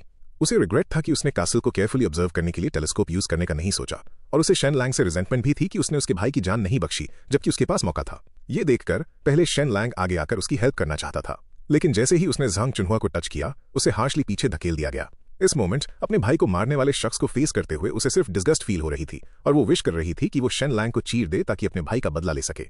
फिर भी उसके होश ने उसकी नफरत पर काबू पा लिया था। उसने शेन लैंग को इन्फॉर्म किया कि उसके फादर ने उसे नेगोशिएट करने के लिए इनवाइट किया है और क्या वो अपने साथ बॉडीगार्ड्स लाता है ये उस पर डिपेंड करता है। शेन लैंग ने अपना सिर हिलाया और बोला, किसी को लाने की जरूरत नहीं, जो हो गया सो हो गया। तुम्हारे फादर अब मुझे मारने का कोई इरादा नहीं रखते। अब तो हम एक ही बोट में सवार हैं, इसलिए मैं अकेले जाने में भी सेफ रहूंगा। भले ही शेन लैंग को बॉडीगार्ड्स ले जाना अननेसेसरी लगा था, लेकिन मिथिकल टर्टल काउंट ने सेफ्टी की खातिर फिर भी 1000 वॉरियर्स और 5 वॉरशिप्स को सी में उसके साथ एस्कॉर्ट करने के लिए भेज दिया। जल्द ही शेन लैंग ने झांग चोंग की शिप बोर्ड की और गार्ड्स द्वारा उसे कैबिन में लाया गया। फिर भी जब उसने झांग चोंग को देखा तो वो अंदर से थोड़ा हक्का बक्का रह गया, क्योंकि वो इंसान पहले के मुकाबले 10 साल ज्यादा बूढ़ा लग रहा था। उसका चेहरा थका हुआ था, लेकिन उसकी आंखें अभी भी रेजोल्यूट थीं। शेन लैंग ने आगे बढ़ते हुए बो किया, क्योंकि वो उम्र में छोटा था और ऐसी रिस्पेक्ट्स एब्सोल्यूट जरूरी थी। झांग चोंग ने उसे बिना किसी फॉर्मेलिटीज के बैठने का इशारा किया, फिर टीपॉट उठाया और शेन लैंग के लिए एक बोल में चाय डाली जो उसने उसकी तरफ बढ़ा दी। शेन लैंग ने उसे एक ही घूंट में पी लिया और बोल नीचे रख दिया। उन दोनों के बीच कोई बातचीत नहीं हुई। जब शेन लैंग ने टी बोल नीचे रखा तो यह समझा गया कि उनकी मीटिंग की फॉर्मेलिटीज कंप्लीट हो गई थीं। फिर शेन लैंग ने बोलने का इनिशिएटिव लिया, आपके बेटे झांग जी के साथ जो हुआ उसका मुझे डीपली रिग्रेट है। उसने अपॉलॉजी के बजाय रिग्रेट वर्ड का यूज किया था। झांग चोंग ने जवाब दिया, बैटलफील्ड पर कोई ग्रीवेंसेस नहीं होते। आज क्या यंग मास्टर शेन पहले स्टार्ट करना चाहेंगे या ये ओल्ड मैन शुरू करे? शेन लैंग ने रिस्पॉन्ड किया, आज इस जूनियर को शुरू करने दीजिए। फिर शेन लैंग ने बोलना शुरू किया, चौ तियानवे द्वारा आइल ऑफ गोल्ड माउंटेन के कब्जे ने सॉवरेन और प्रीफेक्ट को बहुत गुस्सा दिला दिया। न्यूज सुनने के बाद आप बहुत डिस्ट्रेस थे। झांग चोंग ने कंटिन्यू किया, सरफेस पर सॉवरेन ने कहा कि वो हेल्प के लिए ट्रूप्स डिस्पैच नहीं कर सकते। मिथिकल टर्टल काउंट ने आइल ऑफ गोल्ड माउंटेन वापस जीत लिया, पर सच्चाई ये थी कि ऐसी कोई सुबह नहीं होती थी जब सॉवरेन अपने वेसल की टेरिटरी वापस हासिल नहीं करना चाहते थे। इसलिए प्रीफेक्ट ने सॉवरेन के कंसर्न्स को शेयर करते हुए न्यू रिवर काउंटी की ट्रूप्स को मोबिलाइज किया और चौहाओ को अपनी आर्मी खड़ी करने के लिए सक्सेसफुली परसुएड कर लिया। इस बीच मेरी जिन फैमिली ने क्लिफ वॉच आइलैंड पर एक ट्रैप सेट किया जिसने चौ तियानवे की फोर्सेस को अटैक करने के लिए ल्योर किया। हम दोनों फैमिलीज ने मिलकर पायरेट चौ तियानवे को एक्सटर्मिनेट करने के लिए फोर्सेस ज्वाइन की और इस तरह यू किंगडम के ईस्टर्न पार्ट में शांति वापस ले आए। मिथिकल टर्टल काउंट द्वारा फ्यूरियस टाइड सिटी का रिकैप्चर करना सच में एक मॉन्यूमेंटल एफर्ट था। अब से furious tide city Yu kingdom का एक इनसेपरेबल हिस्सा होगी। सॉवरेन को उनकी टेरिटरी के एक्सपेंशन पर कंग्रेचुलेशंस। प्रीफेक्ट थंडरस आर्किपेलागो को कॉन्कर करने में आपकी ब्रेवरी ने एक एवरलास्टिंग लेगेसी बना दी है। मेरी जिन फैमिली डेफिनेटली इन मेरिट्स को सॉवरेन को रिपोर्ट करेगी और इन्हें अननोटिस नहीं जाने देगी। सॉवरेन के रिफॉर्म्स के नेशन और लोगों को बेनिफिट करने के साथ मेरी जिन फैमिली बाकी ओल्ड नोबिलिटी के सामने एक एग्जाम्पल सेट करने के लिए अपनी ट्रूप्स को 2000 तक रिड्यूस करने के लिए विलिंग है। ये सुनकर झांग चोंग ने बात करना रोक दिया। 2000 ट्रूप्स का रिडक्शन? अभी जब तुम्हारी जिन फैमिली ने 2000 और लोगों को एक्सपैंड किया था और अब तुम कट बैक कर रहे हो, एसेंशियली उन्हें मैरिटाइम ट्रेड कॉन्वॉयज के लिए एस्कॉर्ट्स के रूप में रीएलोकेट कर रहे हो। तुम वाकई में एक लाउड गेम खेलते हो। फ्यूरियस टाइड सिटी की बैटल में न्यू रिवर काउंटी की ऑफिशियल फोर्सेस को चो याओएर ने डिफीट कर दिया था, जिसने 3000 सोल्जर्स को कैप्चर कर लिया। मेरी जिन फैमिली ने ट्रूप्स को लीड करके चो याओएर को डिफीट किया और उन कैप्टिव्स को रेस्क्यू किया और मैं उन्हें कंप्लीटली आपको हैंड ओवर करने के लिए विलिंग हूँ, प्रीफेक्ट। ये सुनने के बाद झांग चोंग ने कॉन्वर्सेशन आगे नहीं बढ़ाई, बस सिंपली कहा थैंक यू और आगे कुछ नहीं बोले। इस तरह दोनों साइड्स ने अपनी डिस्कशन कंक्लूड कर ली। मीटिंग का कंटेंट ऐसा लग रहा था जैसे इन दोनों ने इसे पहले से ही कोऑर्डिनेट कर रखा हो, जिसमें कोई फ्लॉज ढूंढना नामुमकिन था। हालांकि शेन लैंग जानता था कि झांग चोंग ने चुपचाप ऑलरेडी ट्रू कंटेंट सॉवरेन को रिपोर्ट कर दी थी। ऑफ कोर्स शेन लैंग को कोई फिक्र नहीं थी, क्योंकि जिन फैमिली के पास इस वक्त 7000 से ज्यादा ट्रूप्स थी जो फ्यूरियस टाइड सिटी को डिफेंड कर रही थी, जिसमें चौ याओ द्वारा छोड़े गए सोल्जर्स भी शामिल थे और उन्होंने चौ तियानवे की सारी शिप्स पर भी कब्जा कर लिया था। जिससे उनके पास ज्यादातर मैरिटाइम कंट्रोल आ चुका था। इस वक्त जबकि सदर्न ओयांग कंट्री अभी भी एक सिविल वॉर में उलझी हुई थी, अगर सॉवरेन चाहते भी कि वो लाइटनिंग की तेजी से स्ट्राइक करें तो भी उन्हें पहले डिफिकल्टीज को कंसिडर करना पड़ता। वो जानते थे कि अगर जिन फैमिली को बहुत ज्यादा हार्ड पुश किया गया तो वो फ्यूरियस टाइड सिटी को लेकर सिंपली नॉर्थ की तरफ वो कंट्री में डिफेक्ट कर सकती है, जिससे नेशन सच में डिस्टेबलाइज हो जाएगा। इसलिए सॉवरेन के पास दुनिया के सामने इस सिचुएशन को जस्टिफाई करने का कोई और रास्ता नहीं था सिवाय इसके जो मैंने अभी बताया। तो सरफेस पर ये यू किंगडम के लिए अपनी टेरिटरी एक्सपैंड करने की एक बहुत बड़ी विक्ट्री लगती है। जैसे ही बोल में एक कप गर्म चाय डाली गई, वो नेगोशिएशन जो शेन लांग और प्रीफेक्ट झांग चोंग ने दुनिया को दिखाई थी ऑफिशियली एंड हो गई। हालांकि सिर्फ झांग चोंग ही अकेला नहीं था जो निराश था। झांग चोंग की कोशिशों ने जिन फैमिली को पूरे थंडरस आर्कीपेलागो पर कब्जा करने से रोक लिया था। फ्यूरियस टाइड सिटी जो एक मेन ट्रेड सिटी है, अब जिन फैमिली के लिए एक बार्गेनिंग चिप बन चुका था, जिसने सॉवरेन को अपने रिफॉर्म्स रोकने पर मजबूर कर दिया। इससे बिना किसी शक के सॉवरेन अपना सारा गुस्सा झांग चोंग पर निकालेंगे और उसकी किस्मत का फैसला अब सॉवरेन के हाथ में था। झांग चोंग को अलविदा कहने के बाद शेन लांग तुरंत अपनी ट्रूप्स को लेकर आइल ऑफ गोल्ड माउंटेन की तरफ निकल पड़ा। आइल ऑफ गोल्ड माउंटेन के अंदर लगभग 2000 जिन फैमिली के कैप्टिव्स के सपोर्ट के साथ शेन लांग ने सिर्फ आधे दिन में ही आइलैंड पर अपना कंट्रोल वापस पा लिया। फिर उसने जिन चेंग को 1500 ट्रूप्स के साथ आइल ऑफ गोल्ड माउंटेन को गार्ड करने के लिए रुकने का ऑर्डर दिया, जबकि वो खुद 500 ट्रूप्स के साथ वापस मिथिकल टर्टल काउंट्स मैंशन की तरफ निकल गया। अब जब सिचुएशन स्टेबल हो चुकी थी, शेन लांग घर वापस जाकर मुलान से मिलने के लिए बेचैन था। हालांकि जैसे ही वो सोच रहा था कि वापस जाकर मुलान के सामने अपने अचीवमेंट्स की शेखी कैसे मारेगा, अचानक एक खूबसूरत फिगर उसके पीछे आई। फिर सू कियानशियन के हाथ सेडक्टिवली शेन लांग के गले में लिपट गए। उसके इस अचानक इंटीमेट जेस्चर ने शेन लांग को बुरी तरह हिला दिया और उसका दिमाग खुद को कंट्रोल करने की कोशिश करने लगा। वो किसी भी कीमत पर टेम्पटेशन का शिकार होकर दोबारा मुलान को धोखा नहीं दे सकता था। हालांकि जैसे ही सुकियानशियन ने उसके कान में इंटाइसिंगली फुसफुसाया और उसके पास से आती मीठी खुशबू ने शेन लांग को इस टेंडर ट्रैप में गिरने से रोकने में नाकाम कर दिया। उसी वक्त सुकियानशियन ने धीरे से कहा, शेन लांग, अब जब हम इतने क्लोज हैं, क्या तुम मुझे बताओगे कि तुमने मेरे उन वेस्टर्न रीजन क्लाइंट्स को पॉइजन कैसे दिया? ये सुनते ही शेन लांग तुरंत होश में आया और जल्दी से उठकर बैठ गया। मिस सू, प्लीज मुझ पर झूठा इल्जाम मत लगाओ। मैंने सिर्फ डाई फॉर्मूला तुम्हारी फैमिली को बेचा था। ये एक सीधा सा ट्रांजैक्शन था। मैं ऐसी घटिया हरकत कैसे कर सकता हूं? सू कियानशियन गुस्से से भुन रही थी और अपने मन में सोचने लगी, ये स्कमबैग तो मानेगा ही नहीं। तुम्हारे अलावा और किसके पास उन्हें पॉइजन करने की स्किल होगी? फिर भी उसने अपना गुस्सा दबाया और प्यार से आगे बोली, चलो इस बात को दूसरे तरीके से कहते हैं। यंग मास्टर शेन, क्या आप पर्पल और मल्टी कलर फॉर्मूलाज को और इंप्रूव करने में मदद कर सकते हैं? शेन लांग ने स्मर्क किया और जवाब दिया, जरूर, इसमें कोई प्रॉब्लम नहीं है, पर तुम्हारी फैमिली मेरे नए फॉर्मूला से बने सिल्क का जो भी बैच बेचेगी उस पर मैं 5% कमीशन लूंगा। कैसा रहेगा? सू कियानशियन का चेहरा तुरंत उतर गया। ये लड़का वाकई जानता है कि बचना कैसे है। ये अच्छे से जानता है कि अपना नुकसान कैसे बचाया जाए। पर अगले ही सेकंड उसने शेन लांग को टेंडर अफेक्शन के साथ देखा, उसके इमोशंस के साथ खेलने की कोशिश करते हुए। ये औरत अपने चार्म का यूज करके शेन लांग का आइडिया ड्रॉप करवाना चाहती थी, पर शेन लांग ने उसे साफ इनकार कर दिया। सगे भाई भी अपना हिसाब क्लियर रखते हैं, हम तो फिर भी एक्स स्पाउसेस हैं, हमें तो डेफिनेटली सब क्लियर रखना चाहिए। शेन लांग की बातें सुनकर सू कियानशियन अपना फ्रस्ट्रेशन नहीं रोक पाई और उसे जोर से धक्का देते हुए गाली देना नहीं भूली। दफा हो जा स्कमबैग। जब शेन लांग लैंड पर पहुंचा तो वो जल्दी से मिथिकल टर्टल काउंट्स मैंशन की तरफ भागा, लेकिन जैसे ही उसने मैंशन में कदम रखा, सामने का नजारा देखकर वो पूरी तरह शॉक हो गया। सारे सर्वेंट सफेद कपड़ों में थे और आंगन कॉफिन से भरा हुआ था। शेन लांग अपनी बेचैनी को दबाते हुए अंदर गया। इन कॉफिन्स में जिन फैमिली के कोर गार्ड्स और सर्वेंट्स की लाशें थीं। आखिर यहाँ हुआ क्या था? अपनी इंजर्ड मदर इन लॉ से मिलने के बाद ही उसे पता चला कि आखिर यहाँ क्या हुआ था। अपने दिल के गुस्से को दबाते हुए शेन लांग ने अपनी मदर इन लॉ को शांत किया और मुलान की इंजरीज चेक करने के लिए उठा। रास्ते में शेन लांग का गुस्सा अपने पीक पर पहुंच गया था। इस दुनिया में आने के बाद से उसने कभी इतना गुस्सा महसूस नहीं किया था। उसने कभी किसी से इतनी नफरत नहीं की थी और ना ही किसी फैमिली को इतनी बुरी तरह डिस्ट्रॉय करना चाहा था। डिस्टेंट गार्ड माँ की सू फैमिली, तुम्हारी हिम्मत कैसे हुई मेरे शेन लांग की फैमिली को नुकसान पहुंचाने की? सू जियांटिंग, बस तुम देखते जाओ, मैं तुम्हारी ऐसी हालत करूंगा कि तुम मौत की भीख मांगोगे और पैदा होने पर पछताओगे। कुछ देर बाद शेन लांग बेडरूम में पहुंचा। वहां लिटिल बिंग अपनी चोटों से जूझते हुए मुलान के लिए मेडिसिनल ऑयल तैयार कर रही थी। शेन लांग को देखते ही लिटिल बिंग रोने लगी। यंग मास्टर शेन, आप आखिरकार वापस आ गए।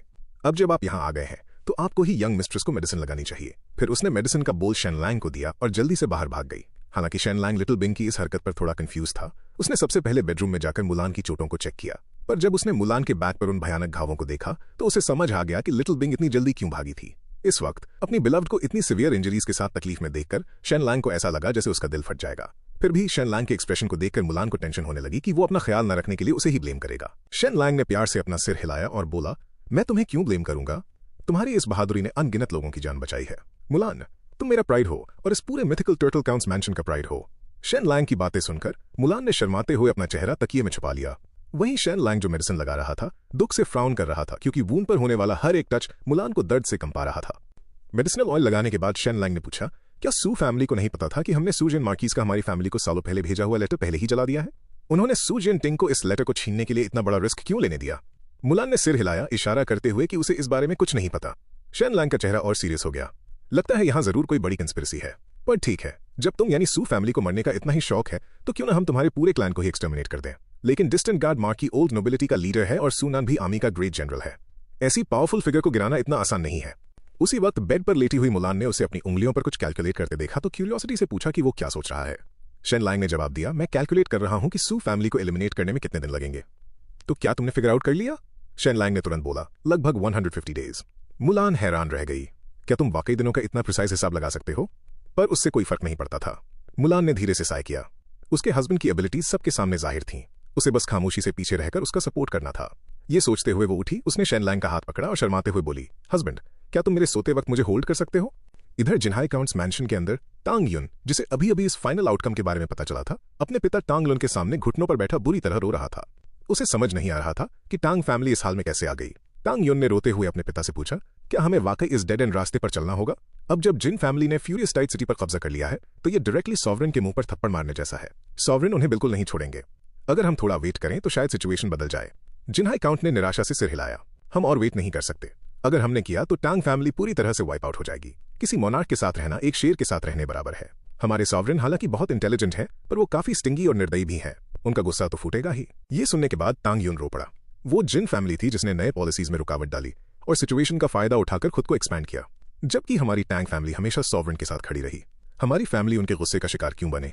क्या उन्हें अपने लॉयल ऑफिशियल्स के दिलों को दुखाने का डर नहीं है? टांग लुन ने खुद का मजाक उड़ाते हुए कहा, क्या सदन उयांग का रूलर लॉयल नहीं था? फिर भी हमारे सॉवरेन ने कितनी चालाकी से उसकी गेम बजा दी। उसके सामने हमारी टैंग फैमिली उनकी नजरों में औकात ही क्या रखती है? अब जब जिन फैमिली ने फ्यूरियस टाइड सिटी पर कब्जा कर लिया है और ज़ोतियानवे की 80% फ्लीट हासिल कर ली है तो उनके पास सॉवरेन को रोके रखने की इनफ लेवरेज आ गई है। नेचुरली अब हमारी टैंग फैमिली एक स्केपगोट बन चुकी है, उनके गुस्से को निकालने का जरिया। टांग लुन ने गहरी सांस ली और आगे बोला, मेरे बेटे, हम अब वक्त के खिलाफ दौड़ रहे हैं। झांगचोंग का सीक्रेट लेटर कैपिटल भेजा जा चुका है और तुम्हें अभी तुरंत गवर्नर्स ऑफिस जाना होगा मेरे खिलाफ मुकदमा दर्ज करने के लिए, वरना इससे पहले कि ब्लैक वाटर प्लेटफॉर्म की कैवलरी हमारे घर पर हमला करे सब खत्म हो जाएगा। ये सुनकर टांग यून दंग रह गया। उसके पिता उसे अकेले उनके खिलाफ शिकायत करने को कह रहे थे, पर उसके भाइयों का क्या? टांग यून का सवाल सुनकर जिन्हाई काउंट शांत हो गया। हाँ, उसके दूसरे बेटों का क्या? वो उन्हें दूसरे देश भागने को कह सकता था, पर भागने का मतलब होता ट्रेड और सॉवरेन उनके पूरे क्लैन को मौत की सजा दे देते। लेकिन अगर टांग यून को बचाया जा सके तो टांग फैमिली का अब भी एक फ्यूचर था। शायद एक दिन टांग फैमिली यू किंगडम में दोबारा राइज कर सके। इसी सोच के साथ उसने टेबल पर मुक्का मारा और कहा, टांग यून, याद रखना, तुम्हें अपने किसी भी भाई को इस बारे में कुछ नहीं बताना है। अब तुम्हें तुरंत गवर्नर के ऑफिस जाना होगा और हमें डिनाउंस करना होगा। उस वक्त टांग यून पूरी तरह डिस्पेयर में था। उसके पिता सिर्फ उसकी खातिर पूरी फैमिली को सैक्रिफाइस कर रहे थे। अपने बेटे की यह हालत देखकर टांग लन ने उसे फिर से स्ट्रांगली एडवाइस दी, मेरे बेटे, याद रखना कि अब आगे से शेन लैंग या मिथिकल टर्टल काउंट की मैंशन से कोई दुश्मनी मत लेना। अपने पिता की बातें सुनकर टांग यून खुद को रोक नहीं पाया और चिल्लाया, क्यों? उस शेन लैंग की वजह से ही तो हमारी फैमिली की आज ये बुरी हालत हुई है। मैं कसम खाता हूं, एक दिन मैं उस जिन फैमिली को पूरी तरह इरेडिकेट कर दूंगा। इससे पहले कि वो अपनी बात पूरी करता, जिन्हाई काउंट ने टांग यून को एक जोरदार थप्पड़ मारा जिससे वो उड़ता हुआ दूर जा गिरा। बेवकूफ, अगर शेन लैंग ने हमें वार्निंग ना दी होती तो तुम अब तक जिंदा भी ना होते। अगर तुम्हें रिवेंज लेना ही है तो तुम्हें क्लियर होना चाहिए कि तुम्हारे असली दुश्मन कौन है। टांग यून स्टन रह गया। जिन्हाई काउंट के उस थप्पड़ ने उसे होश में ला दिया था। सही कहा, आखिर हमारा असली दुश्मन है कौन? खुद से बड़बड़ाते हुए टांग यून के आंसू एक बार फिर बहने लगे। अपने पिता की इंस्ट्रक्शंस को फॉलो करते हुए टांग यून अपने घोड़े पर बैठा और दिन रात राइड करते हुए गवर्नर्स ऑफिस की तरफ निकल गया। उसी रात देर गए सदन जर्नी के गवर्नर का ऑफिस अभी भी रोशनी से जगमगा रहा था। उस वक्त ग्रैंड गवर्नर झू रोंग झांगचोंग के भेजे गए सीक्रेट लेटर को बार बार पढ़ रहा था। उसे यकीन ही नहीं हो रहा था कि जिन फैमिली ने सच में फ्यूरियस टाइड सिटी पर कब्जा कर लिया है, पर वो ये भी समझता था कि जिन जुआ अकेले ये इतना बड़ा काम नहीं कर सकता था। शेन लैंग जरूर ये उसी का काम होगा। लगता है मैंने उस प्रिटी बॉय को अंडर एस्टिमेट कर दिया था और मैंने कभी नहीं सोचा था कि झांगचोंग जैसा अनडिफीटेड जनरल भी शेन लैंग के आगे ढेर हो जाएगा। अब इवेंट्स के इस टर्न के बाद पॉलिटिकल रिफॉर्म्स को उन पर और फोर्स नहीं किया जा सकता। सही मायनों में कहा जाए तो रिफॉर्म्स अब कंटिन्यू ही नहीं हो सकते थे। ये सोचते ही झू रोंग का सिर दर्द से फटने लगा। झांगचोंग उसके आर्सेनल में सबसे शार्प टूल था। ओरिजिनली एक बार मिथिकल टर्टल काउंट्स मैंशन का खेल खत्म हो जाता तो रिफॉर्म्स को यू किंगडम में आग की तरह फैलाना था, पर अब रिफॉर्म्स की तो बात ही छोड़ दो, यहाँ खुद झांगचोंग भी कॉम्प्रोमाइज हो चुका था। नहीं, सिर्फ झांगचोंग ही नहीं, अब तो मैं भी इसमें फंस चुका हूँ। झू रोंग सॉवरेन का टेम्परमेंट सबसे अच्छी तरह जानता था। हालांकि झांगचोंग ने थंडरस आर्किपेलागो का मोस्टली हिस्सा कैप्चर कर लिया था, पर फ्यूरियस टाइड सिटी हारने का मतलब था कि वो हार गया था। अगर सॉवरेन की बेइज्जती हुई तो वो अपना कहर बरसा देंगे और अब उसने झांगचोंग को बचाने का रास्ता ढूंढना ही होगा। उसी वक्त यान वुजिंग वहां आया और बोला, लगता है तुम टैंग फैमिली को स्केपगोट बनाने का प्लान कर रहे हो ताकि सॉवरेन का गुस्सा उन पर उतर जाए। पर क्या तुम्हें लगता है सॉवरेन के टेम्परमेंट को देखते हुए सिर्फ एक टैंग फैमिली उन्हें अपीज करने के लिए काफी होगी? झू रोंग ने कोई जवाब नहीं दिया। उसे पता था कि यान वुजिंग ये सब कहने की हिम्मत इसलिए कर रहा है क्योंकि सालों पहले सॉवरेन के बिना वजह वाले गुस्से ने उसकी खुद की फैमिली को एनिहिलेट कर दिया था। अपना गुस्सा शांत होने के बाद सॉवरेन को गिल्ट फील हुआ और उन्होंने यान फैमिली के कुछ डिसेंडेंट्स को गवर्नमेंट पोजीशंस दे दी थी।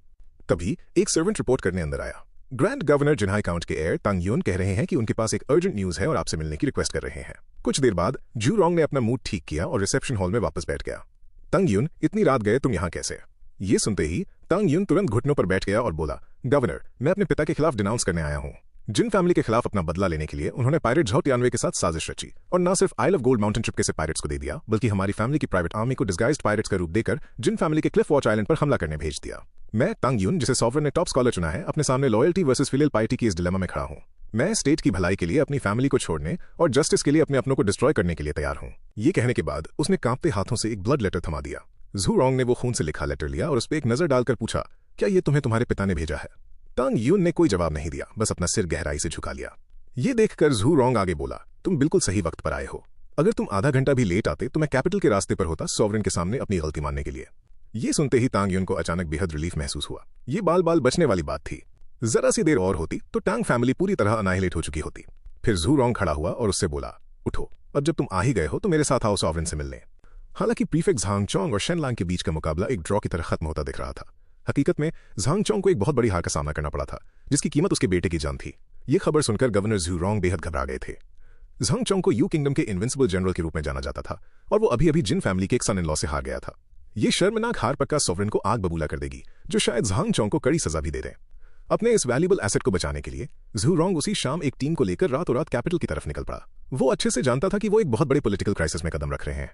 अभी तक सदर्न ओयांग कंट्री का रिबेलियन पूरी तरह शांत नहीं हुआ था और यू किंगडम टर्मोइल में था। ऐसे में सॉवरेन अपनी थंडरस फ्यूरी दिखाएंगे या जेंटल काम, ये पूरी तरह उनकी मर्जी पर था। जू रोंग की चिंताएं बिना वजह नहीं थीं। इस वक्त रॉयल पैलेस का माहौल काफी सोम्बर हो चुका था। सॉवरेन निंग युआंगखिन झांग चोंग की सीक्रेट रिपोर्ट पढ़ते हुए गुस्से से कांप रहे थे। वो खड़े हुए और अपने आगे रखी ड्रैगन टेबल को लात मारकर गिरा दिया और रिपोर्ट को फाड़ते हुए दहाड़े, जिन जुआ की इतनी हिम्मत! क्या जिन फैमिली बगावत करना चाहती है और मेरे हाथ बांधना चाहती है? और झांग चोंग जो इस देश का टॉप जनरल है, जिन फैमिली के उस मामूली से सन इन लॉ से हार गया, इस सब में रॉयल फैमिली की डिग्निटी कहाँ रह गई? उनके इस भयानक गुस्से ने हॉल के सारे मिनिस्टर्स और यूनक्स को डरा के रख दिया था। किसी की वहां सांस लेने तक की हिम्मत नहीं हो रही थी। सॉवरेन अपना गुस्सा और कहीं निकाल न पाने के कारण तुरंत ऑर्डर दिया कि झांग चोंग को कैपिटल लाया जाए और ब्लैक वाटर प्लेटफॉर्म प्रिजन में डाल दिया जाए जब तक उसकी किस्मत का फैसला नहीं होता। वहीं दूसरी तरफ फायरवर्क्स की आवाज के साथ साथ पूरे मिथिकल टर्टल काउंट्स मैंशन में खुशी और हंसी का माहौल था। हालांकि मिथिकल टर्टल काउंट खुद घर नहीं लौटे थे, पर शेन लैंग की इस शानदार जीत के बाद लेडी जिन ने सबके लिए दोबारा से नया साल मनाने का फैसला किया। अब जब जिन फैमिली के पास पैसा आ गया था तो वो किसी को भी रिवॉर्ड देने में कंजूसी नहीं कर रहे थे। सबसे हाईएस्ट पोस्ट से लेकर सबसे लोएस्ट पोस्ट वाले तक हर एक इंसान को 3 बड़े रेड एनवेलप्स मिले, एक यंग मास्टर शेन की तरफ से, एक यंग मास्टर शेन के पेरेंट्स की तरफ से और एक काउंटेस की तरफ से। शेन लैंग के आंगन में लिटिल बिंग एक एक करके लैंटर्न्स जला रही थी। तभी आसमान से बर्फ की बूंदें गिरने लगीं। अचानक से हुई इस स्नोफॉल ने सबको बेहद एक्साइट कर दिया। इसी बीच शेन लैंग के बेडरूम के अंदर का माहौल स्प्रिंग जैसा रोमांटिक था। आज रात आखिरकार मुलान शेन लैंग को उनकी वेडिंग नाइट देने का अपना वादा पूरा करने वाली थी। मुलान बेड पर बैठी थी। उसका चेहरा शाय चार्म और अल्यूर से भरा था। उसकी खूबसूरती जैसे जानलेवा थी। यहां तक कि शेन लैंग जैसा फुकरा लड़का भी उसके इस चार्म को देखकर पूरी तरह ओवरहीटेड हो गया था। ऐसा लगता है जब एक कूल गॉडेस चार्मिंग बनना शुरू करती है तो वो बहुत ज्यादा फेटली इंटाइसिंग हो जाती है। इस पल मुलान ने देखा कि वो बस वहां खड़ा हुआ है तो उसने खुद इनिशिएटिव लिया और उसे अपनी तरफ खींच लिया। अब दोनों के बीच की रोमांटिक टेंशन अपने पीक पर थी और शेन लैंग ने चीकली कहा, वाइफ, क्यों ना हम इस फोरप्ले को स्किप करें और डायरेक्ट मेन इवेंट पर आएं। ये सुनने के बाद मुलान ने चार्मिंग स्माइल दी, इशारा करते हुए कि आज की रात दोनों के लिए बहुत ही ब्लिसफुल होने वाली है। 3 मिनट बाद बाहर लिटिल बिंग निराश होकर आसमान की तरफ देख रही थी। ये बर्फ इतनी जल्दी क्यों रुक गई? उसे क्या पता था कि कमरे के अंदर शेन लैंग बेड पर लेटा निराश होकर सीलिंग को ब्लैंकली घूर रहा था। 3 मिनट? उसके लिए टाइम बस 3 मिनट कैसे हो सकता है? उसे ऐसी हालत में देखकर मुलान ने जेंटली उसे कंफर्ट किया, हस्बैंड, माइंड मत करो, आप शायद थोड़े ज्यादा ही एक्साइटेड थे। शेन लैंग की उम्मीदें और टूट गईं। मैं चो याओर के साथ बिना रेस्ट लिए पूरी रात टिका रहता था। वाइफ, क्या तुम्हें लगता है मेरे अंदर कोई प्रॉब्लम आ गई है? हालांकि ये सुनकर मुलान को थोड़ा अनकंफर्टेबल फील हुआ, पर फिर भी उसने स्माइल करते हुए कहा, हस्बैंड, आप बहुत केपेबल हैं। आप चो याओर जैसी एक डीमोनेस के साथ घंटों बैटल कर सकते थे, जो ये दिखाता है कि आप कितने स्ट्रांग हैं। मुलान की बातों से एनकरेज होकर शेन लैंग का जोश वापस लौट आया। सही बात है, अगर मैं उसके जैसी एक टिरानोसॉरस को टेम कर सकता हूं तो अपनी इस डेलिकेट वाइफ को हैंडल करना मेरे लिए कोई बड़ी बात नहीं होनी चाहिए। यही सोचते हुए शेन लैंग ने खुद के लिए एक अप्रोप्रिएट एक्सक्यूज ढूंढ लिया। अगर ऐसी बात है तो चलो एक और राउंड हो जाए। हालांकि ठीक 3 मिनट बाद शेन लैंग पूरी तरह से डिसहार्टेंड हो चुका था। ओह माय गॉड, आखिर मुझ में क्या प्रॉब्लम हो सकती है? अगले दिन यू किंगडम की कैपिटल की सुबह काफी धूप भरी थी और सॉवरेन निंग युएंशन का मूड अनयूजुअली काफी अच्छा था। ऐसा लग रहा था जैसे पिछली रात के उस छोटे से स्नोस्टॉर्म ने उनकी सारी इरिटेशंस मिटा दी थी और उन्हें कुछ चीजें और स्मूथली समझने में मदद की थी। कोई मेरे लिए स्टिकी राइस बॉल्स लेकर आओ, उन्होंने अचानक डिमांड की। एक पल की देरी किए बिना ग्रैंड यूनक ने सॉवरेन के सामने स्टिकी राइस बॉल्स का बोल पेश किया। जब सॉवरेन खा रहे थे तभी यूनक नर्वस फील कर रहा था। वो सॉवरेन की ईटिंग हैबिट्स अच्छी तरह जानता था, एक निवाला ज्यादा हो गया तो बोर हो जाना, और एक निवाला कम हो गया तो अनसेटिस्फाइड फील करना। उसे डर था कि कहीं सॉवरेन अपना गुस्सा उस पर ना निकाल दें, जिससे उसकी खुद की जान खतरे में पड़ सकती थी। वो बस प्रे कर रहा था कि ये 9 राइस बॉल्स ना तो ज्यादा हों और ना ही कम, बस जस्ट इनफ। तभी सॉवरेन ने अपना खाली बोल वापस थमा दिया और यूनक ने राहत की सांस ली। शुक्र है, आज सब बिल्कुल परफेक्ट था। अचानक निंग युआनशिन ने जिन मुजोंग के बारे में पूछा, जो आजकल इंपीरियल एकेडमी में था। जब उन्हें पता चला कि वो वहां अच्छा कर रहा है, तो उन्होंने यूनक को उसके लिए भी स्टिकी राइस बॉल्स का एक बोल भेजने का ऑर्डर दिया। ध्यान रखना, उसके टेस्ट के हिसाब से इसमें राइस वाइन भी ऐड कर देना। लड़का कैपिटल में अकेला पढ़ रहा है, ये उसके लिए इजी नहीं होगा। मेक श्योर करो कि इंपीरियल एकेडमी वाले उसकी अच्छी तरह टेक केयर करें, उसके साथ कोई बुरा सलूक नहीं होना चाहिए। यूनक ऑर्डर को फॉलो करते हुए जल्दी से हॉल से निकल गया। सॉवरेन के पास रहना बिल्कुल एक बाघ के पास रहने जैसा है।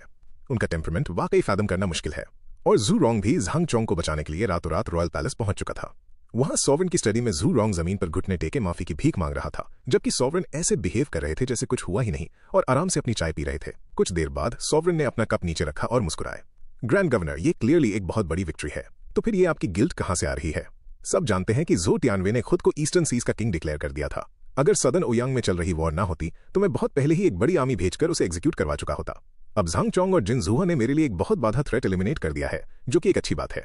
सॉवरेन को इतने कैजुअल वे में बोलता देखकर जमीन पर लेटा जू रोंग पहले ही ठंडे पसीने से कांप रहा था। निंग युआनशिन ने आगे कहा, मिथिकल टर्टल काउंट ने हमारे किंगडम की टेरिटरी बढ़ाने का कोई क्रेडिट क्लेम किए बिना सिर्फ अपनी तरफ से 2000 प्राइवेट सोल्जर्स कम करने की विलिंगनेस दिखाई है। उन्होंने सारा क्रेडिट झांग चोंग को दे दिया। ट्रूली ये एक नोबलमैन का एक्ट है। हालांकि मैंने सुना है कि झांग चोंग का बेटा झांगजी फ्यूरियस टाइड सिटी में मारा गया। ट्रूली अ पिटी। झांग चोंग को कंसोल करने के लिए मैं पोस्टह्यूमसली झांगजी को ईगल जनरल के रूप में अपॉइंट करने का डिक्री देता हूं। ये कमांड रिसीव करते ही झू रोंग ने झांग चोंग को डिफेंड करने का कंप्लीटली सोच ही छोड़ दिया। वो अवेयर था कि टांग फैमिली डूम्ड हो चुकी है और झांग चोंग की किस्मत सील हो चुकी है। सॉवरेन ने बहुत स्विफ्टली एक्ट किया था। अगली सुबह जल्दी झांग चोंग ब्लैक वाटर प्लेटफॉर्म के गार्ड्स को लीड करते हुए जिन हाई काउंट के मैंशन में स्टॉर्म करके घुस गया। जल्दी ही तांग लून को छोड़कर फैमिली के हर एक मेंबर को फियरफुली जमीन पर दबा दिया गया था। उन्हें तो अभी भी पता नहीं था कि आखिर उनके साथ हो क्या रहा है। जैसे ही गार्ड्स टैंग लून के क्वार्टर्स पर पहुंचे, झांग चोंग ने उन्हें रोक दिया और उन गार्ड्स की वॉचफुल आइज में अकेला ही कमरे के अंदर एंटर हुआ। अंदर तांग लून डेस्परेटली एक के बाद एक शराब के जग पिए जा रहा था और उसके आसपास कई शैटर्ड जग्स बिखरे हुए थे। झांग चोंग को देखकर वो बिल्कुल सरप्राइज नहीं था। उसने एक डकार मारी और कैजुअली झांग चोंग को एक जग ऑफर करते हुए बोला, लॉर्ड झांग, मेरी तांग फैमिली को कभी कोई रोक नहीं सकता था। पिटी कि मैंने उस वक्त तुम्हारी एडवाइस पर ध्यान नहीं दिया। अब हम पर डिजास्टर टूट पड़ा है, जबकि तुम बादलों के भी ऊपर राइज कर चुके हो। झांग चोंग ने उसकी तरफ देखा। उसका चेहरा एक्सप्रेशनलेस था, पर उसकी आंखों में विस्टफुल सेल्फ मॉकरी का एक ट्रेस झलक रहा था।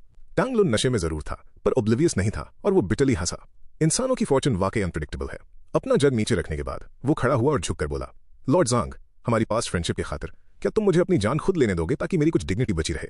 झांग चोंग ने अफसोस के साथ रिफ्यूजल में अपना सर हिला दिया। सॉवरेन ने कमांड दिया है कि अगर तुम सुसाइड करते हो तो इसका मतलब होगा कि तुम्हारे साथ नाइंसाफी हुई है। सिर्फ एक पब्लिक एग्जीक्यूशन ही प्रूव कर सकती है कि तुमने अपना गुनाह कबूल कर लिया है।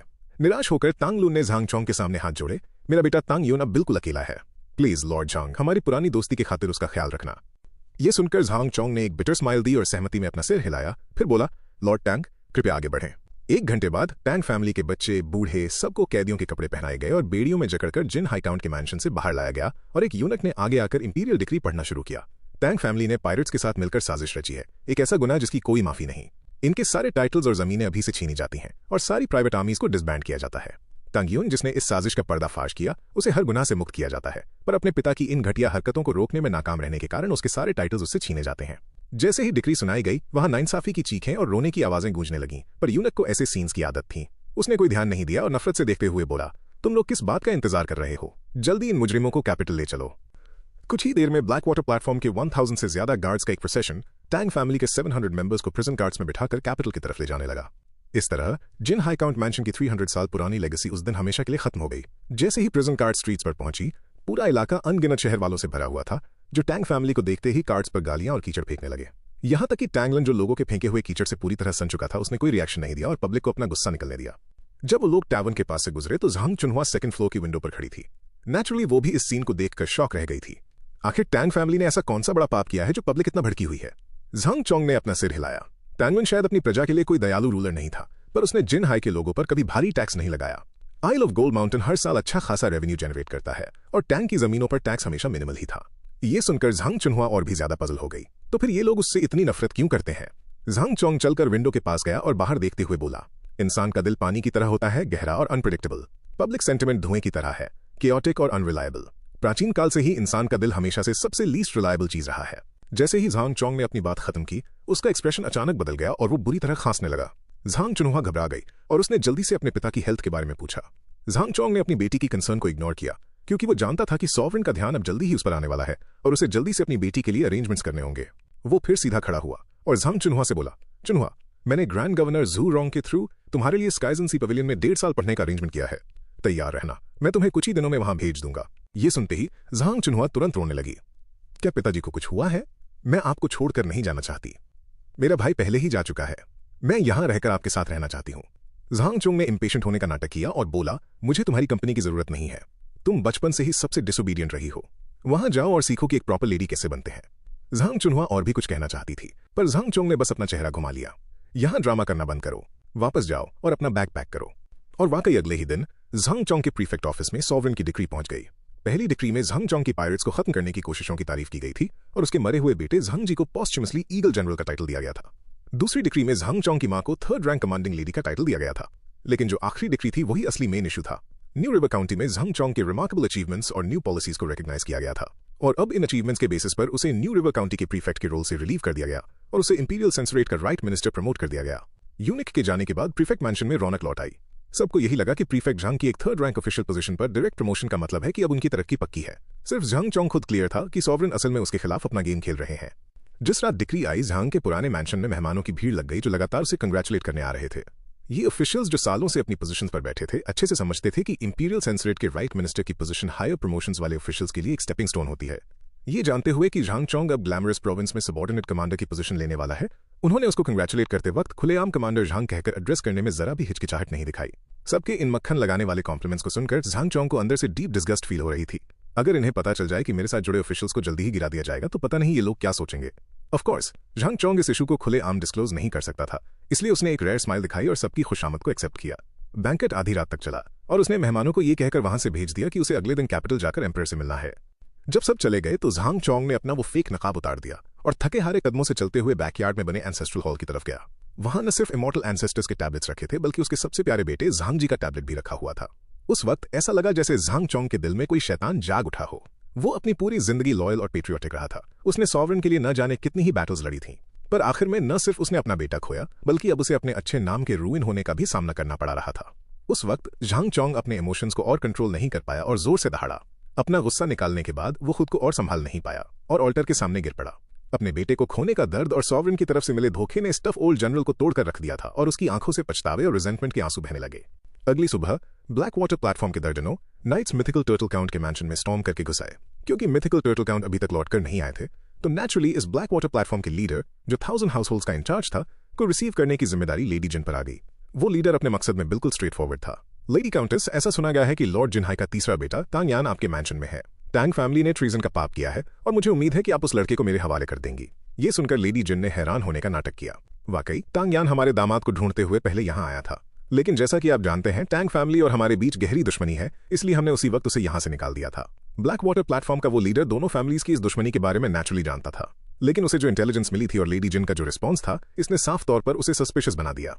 ये देखकर लेडी जिन ने आगे कहा, please rest assured sir, Tang यान की पहले भी हमारी मुलान के साथ बैटल को लेकर दुश्मनी थी, तो हम नेचुरली टैंग फैमिली को क्यों शेल्टर देंगे। इस स्टेटमेंट के बाद वो ब्लैक वाटर प्लेटफॉर्म का लीडर पूरी तरह स्पीचलेस रह गया।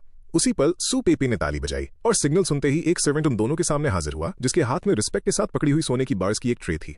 सू पेपी ने पोलाइटली कहा, सर आपने इतना लंबा और थका देने वाला सफर किया है और वैसे भी स्प्रिंग फेस्टिवल का भी पहला महीना ही चल रहा है, ये साल अभी खत्म नहीं हुआ है। ये सब बस काउंट मैंशन की तरफ से एक छोटा सा टोकन ऑफ अप्रिशिएशन है, कृपया इसे एक्सेप्ट करें। ये देखकर वो लीडर जल्दी से खड़ा हुआ और अपने हाथों को हिलाकर इनकार करने लगा और फिर वो वापस रिपोर्ट करने का बहाना बनाकर वहां से चला गया। वो कोई बेवकूफ नहीं था। ऑफिशियल ड्यूटी के दौरान जिन फैमिली से रिश्वत लेने का मतलब था अपनी जान से हाथ धोना। इसी बीच काउंट मैंशन की लाइब्रेरी में शेन लैंग डेस्क पर झुका हुआ एक जेड बुक के सीक्रेट्स डिसाइफर कर रहा था, जबकि वो मार्शल फैनेटिक टांग यान उसके पीछे अकेले स्वॉर्ड टेक्निक स्टडी कर रहा था। पूरी रात की एनालाइजिंग और लिखने के बाद there is snow under heaven नाम का वो एंशिएंट सीक्रेट मेथड आखिरकार डिसाइफर हो ही गया। उस वक्त शेन लैंग ने एक लंबी सांस छोड़ी। वो पूरी रात इसे डिसाइफर करने में बिजी था और उसे इस टेक्निक के कंटेंट्स को ध्यान से देखने का वक्त ही नहीं मिला। अब जाकर उसने इसे क्लोजली एग्जामिन करना शुरू किया, पर कुछ ही देर बाद उसे थोड़ी डिसअपॉइंटमेंट हुई। ये स्वॉर्ड टेक्निक उतनी पावरफुल नहीं लग रही जितनी मैंने इमेजिन की थी।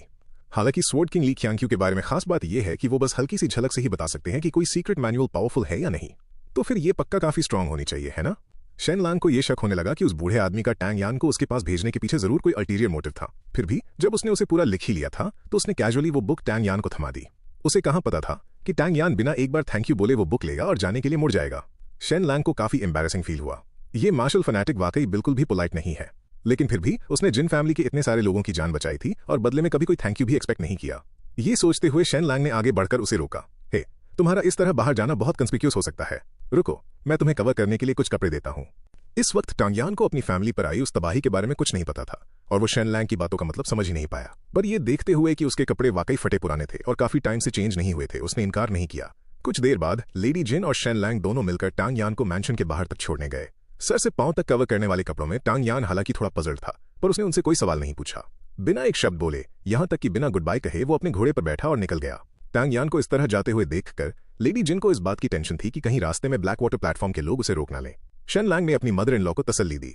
ब्लैक वाटर प्लेटफॉर्म के लोग अच्छे से जानते हैं कि अगर उन्होंने उसे रोका और उसने उन्हें रॉबर समझ लिया तो वो सब उसकी तलवार के बेवजह शिकार बन जाएंगे।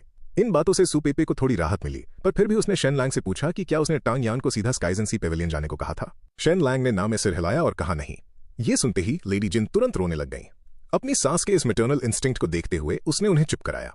टांग यान ली क्यांग्यू के अलावा किसी की बात नहीं मानेगा, पर मैंने पहले ही स्वॉर्ड किंग को पूरी सिचुएशन एक्सप्लेन करते हुए एक मैसेज भेज दिया था। जैसे ही टांग यान वापस आइलैंड पर पहुंचेगा, स्वॉर्ड किंग खुद उसे रेफ्यूज के लिए स्काइजन सी पेविलियन ले जाएंगे।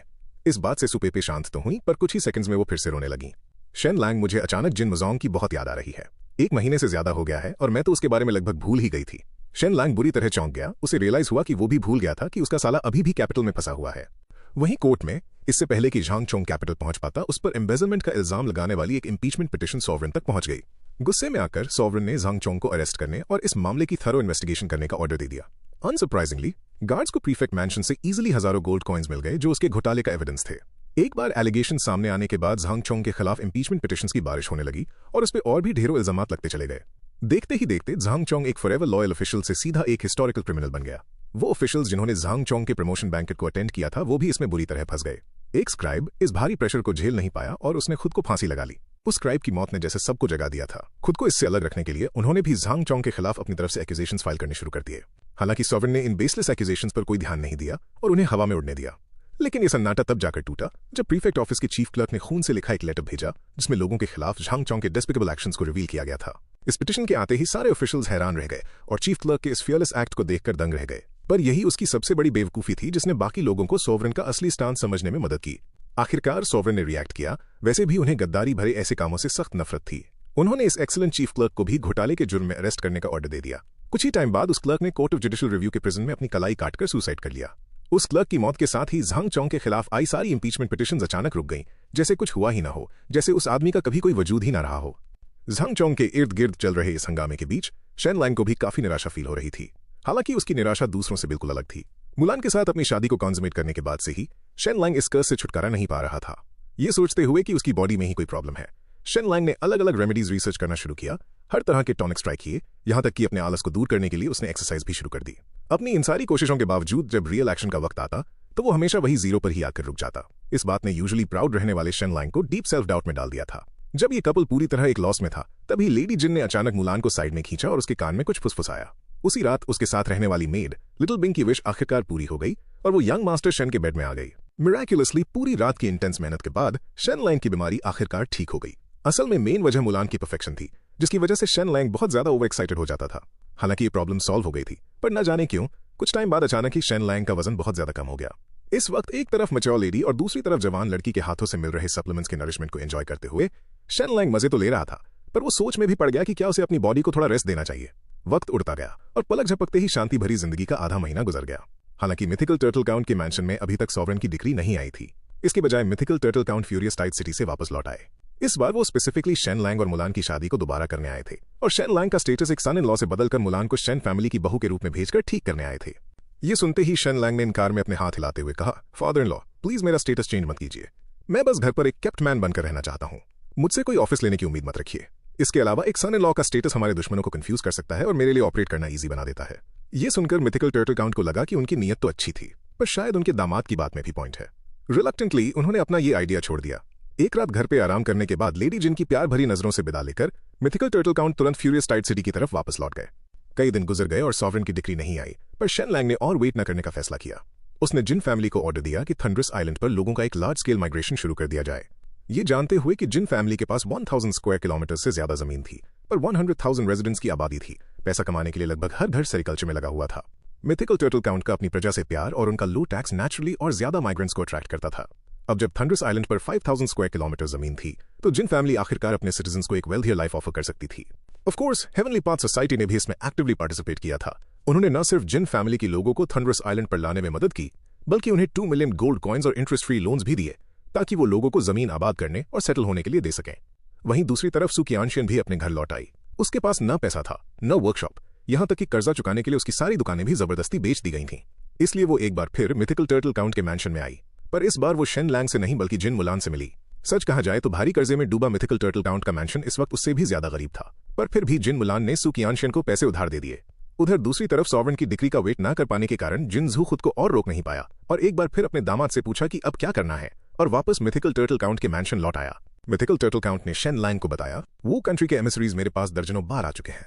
वो जिन फैमिली की चौ याओयर को एलिमिनेट करने और पूरे थंडरस आइलैंड्स पर कब्जा करने के लिए ट्रूप्स भेजकर मदद करना चाहते हैं। शर्त यह है कि जिन फैमिली थंडरस आइलैंड्स को यू कंट्री के खिलाफ रेबल करने के लिए लीड करे और वो कंट्री से अलाइन करे, और उन्होंने मुझे इसके बाद मिथिकल टर्टल मार्किस अपॉइंट करने का वादा किया है। ये सुनकर शेन लैंग समझ गया कि उसके फादर इन लॉ असल में देश से गद्दारी करने का प्लान नहीं बना रहे थे, बल्कि वो सिर्फ निंग युआंगशिन को अर्जेंसी फील करवाने के लिए ये इन्फॉर्मेशन रिलीज कर रहे थे। हालांकि शेन लैंग को लगता था कि अभी इसका वक्त नहीं आया है। ऐसा डिसीजन एक ट्रम्प कार्ड था जिसे सिर्फ तब यूज करना चाहिए जब एब्सोल्युटली नेसेसरी हो, वरना एक बार अगर ये बात बाहर निकल गई तो जिन फैमिली पर ट्रीजन के लगे हुए एक्यूजेशंस और पक्के हो जाएंगे। मिथिकल टर्टल काउंट भी ये सुनकर शांत हुए, लेकिन लगभग 2 महीने हो चुके हैं, सॉवरेन ने अभी तक कोई रिएक्ट क्यों नहीं किया। शेन लैंग मुस्कुराया और बोला, फादर इन लॉ, फिक्र मत कीजिए, अगर मैं गलत नहीं हूं तो सॉवरेन इस वक्त सदर्न ओयांग कंट्री की वॉर सिचुएशन खत्म होने का वेट कर रहे हैं। इसके साथ ही वो ये भी देखना चाहते हैं कि आखिर हम क्या एक्शंस लेंगे। इस कॉन्वर्सेशन के ठीक 2 दिन बाद कैपिटल से यह खबर आई कि तांग लन को वेस्ट चॉपिंग से एग्जीक्यूट कर दिया गया है और बाकी फैमिली के 350 लोगों का सिर कलम कर दिया गया है, जिनमें से जो बच गए उन्हें गुलामी में भेज दिया गया है। टैंग फैमिली को पूरी तरह निपटाने के ठीक अगले ही दिन आखिरकार सॉवरेन की decree mythical turtle count mention में पहुंच गई। हालांकि यह डिक्री सबकी उम्मीदों के बिल्कुल खिलाफ थी। थंडरस आइलैंड्स को न्यू रिवर काउंटी में इनकॉर्पोरेट कर दिया गया था। चो याओयर को स्काईविंड सिटी का लॉर्ड अपॉइंट कर दिया गया था और उनके अपने कमांडर जिन शिलन को सरप्राइजिंगली फ्यूरियस टाइड सिटी का लॉर्ड अपॉइंट कर दिया गया था।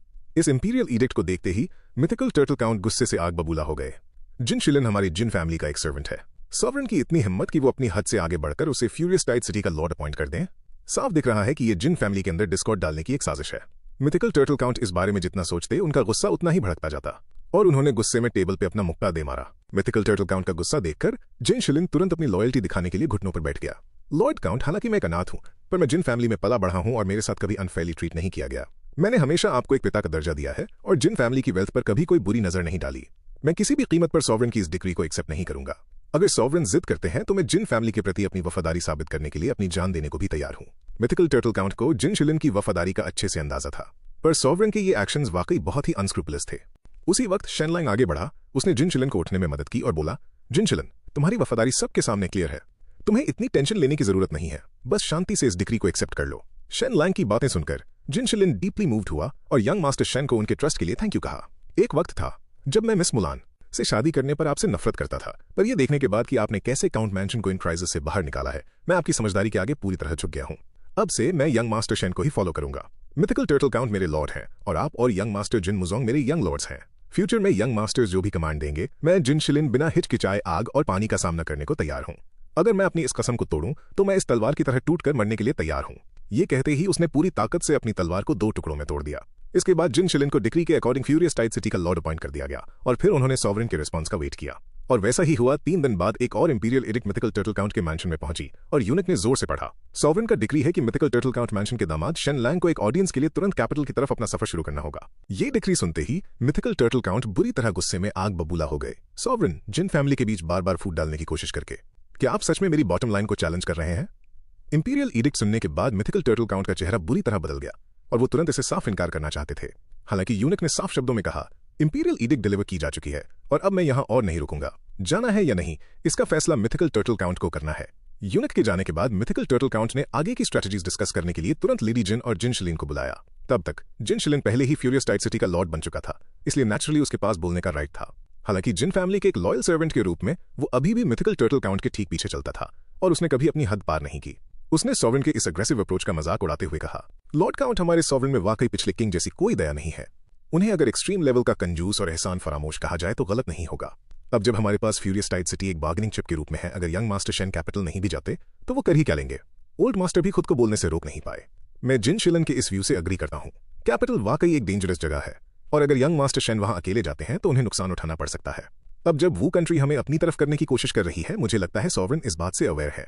क्या उन्हें ग्लैमरस प्रोविंस इंसिडेंट जैसी किसी दूसरी तबाही का डर नहीं है? तभी शेन लैंग, जो अब तक शांत था, आखिरकार बोला, फादर इन लॉ, मुझे कैपिटल जाना ही होगा। ये सुनते ही मिथिकल टर्टल और लेडी जिन ने तुरंत ऑन द स्पॉट इनकार कर दिया। शेन लैंग ने जल्दी से एक्सप्लेन किया, पहले सॉवरेन एक शेर की तरह थे और हम बस एक हिरन थे। वो हमें आसानी से कुचल सकते थे, पर अब जब हम समुद्र में उतर चुके हैं और सी स्नेक्स बन चुके हैं तो शेर हमें मारने के लिए समुद्र में नहीं आ सकता। आपके हिसाब से वो इस सिचुएशन में क्या करेंगे? कुछ देर सोचने के बाद मिथिकल टर्टल काउंट बोले, वो गुस्से में आकर अपनी अथॉरिटी दिखाने के लिए किसी दूसरे हिरन पर अपना गुस्सा निकालेंगे। शेन लैंग मुस्कुराया, एग्जैक्टली। इस मामले में टांग फैमिली किसी न किसी तरह एक बलि का बकरा ही थी। सॉवरेन के ये एक्शंस बस हमें और दूसरे ओल्ड नोबिलिटीज को डराने के लिए है। टैंगलुन का एग्जीक्यूशन भी बंदर को डराने के लिए मुर्गी को मारने जैसा था, जो स्पेसिफिकली हमें दिखाने के लिए था। पर सच कहूं तो इस वक्त वो जिससे सबसे ज्यादा नफरत करते हैं वो हम नहीं बल्कि झांग चोंग है। पहले झांग चोंग की लगातार जीत ने सॉवरेन का फेवर जीत लिया था, यहां तक कि नए पॉलिसीज के पूरे होने से पहले ही उसे ग्लैमरस प्रोविंस के सबऑर्डिनेट कमांडर की पोजीशन के लिए प्लान कर लिया गया था। असल में झांग चोंग के एक्शन शुरू से ही बिल्कुल फ्लॉलेस थे, पर उन्होंने कभी एंटिसिपेट नहीं किया था कि मेरे जैसा कोई सामने आ जाएगा। झांग चोंग की नाकामी ने न सिर्फ नई पॉलिसीज की प्रोग्रेस में बुरी तरह रुकावट डाली, बल्कि सॉवरेन की बेइज्जती भी करवाई। हालांकि सॉवरेन झांग चोंग को तुरंत मारने के लिए डेस्परेट है, पर उन्होंने शांत होकर एक छोटे से इल्जाम का बहाना बनाकर उसे हेवनली प्रिजन में कैद कर दिया। न उसे सजा दी और न ही छोड़ा, बस उसे वहां फ्रीज करके रख दिया। अब नए पॉलिसीज सस्पेंड होने वाले हैं और हमारे मिथिकल टर्टल काउंट के मैंशन को समुद्र पार से रूल करना पड़ रहा है। ये चीज बिना किसी शक के सॉवरेन की मिलिट्री अथॉरिटी को खत्म कर रही है और उनकी बेइज्जती करवा रही है। इमेजिन कीजिए, एक शेर अपनी गुफा में वापस लौटने से पहले जंगल के जानवरों को वार्निंग देने के लिए दहाड़ता है। वहीं दूसरी तरफ अगर वो वाकई शिकार करना चाहता है तो वो शांति से झपट्टा मारेगा। तो अगर मैं गलत नहीं हूं, जैसे ही मैं कैपिटल में एंटर करूंगा, फादर इन लॉ की रॉयल डिक्री तुरंत आ जाएगी। शेन लैंग की ये एनालिसिस सुनकर सबको अचानक समझ आ गया और सारी सिचुएशन क्लियर हो गई। फिर शेन लैंग ने आगे कहा, सच कहूं तो अगर सॉवरेन मुझे कैपिटल न भी बुलाते तब भी मैं वहां जाने का प्लान बना ही रहा था। इसके पहले सू फैमिली के कहने पर सू जानटिंग ने लोगों के साथ हमारे घर में घुसकर चोरी की, हमारे 100 से ज्यादा सर्वेंट्स को मार डाला और मेरी मदर इन लॉ और मुलान को जख्मी किया। अगर इस चीज का बदला नहीं लिया गया तो हम इस तरह चौड़ में कैसे घूम सकते हैं?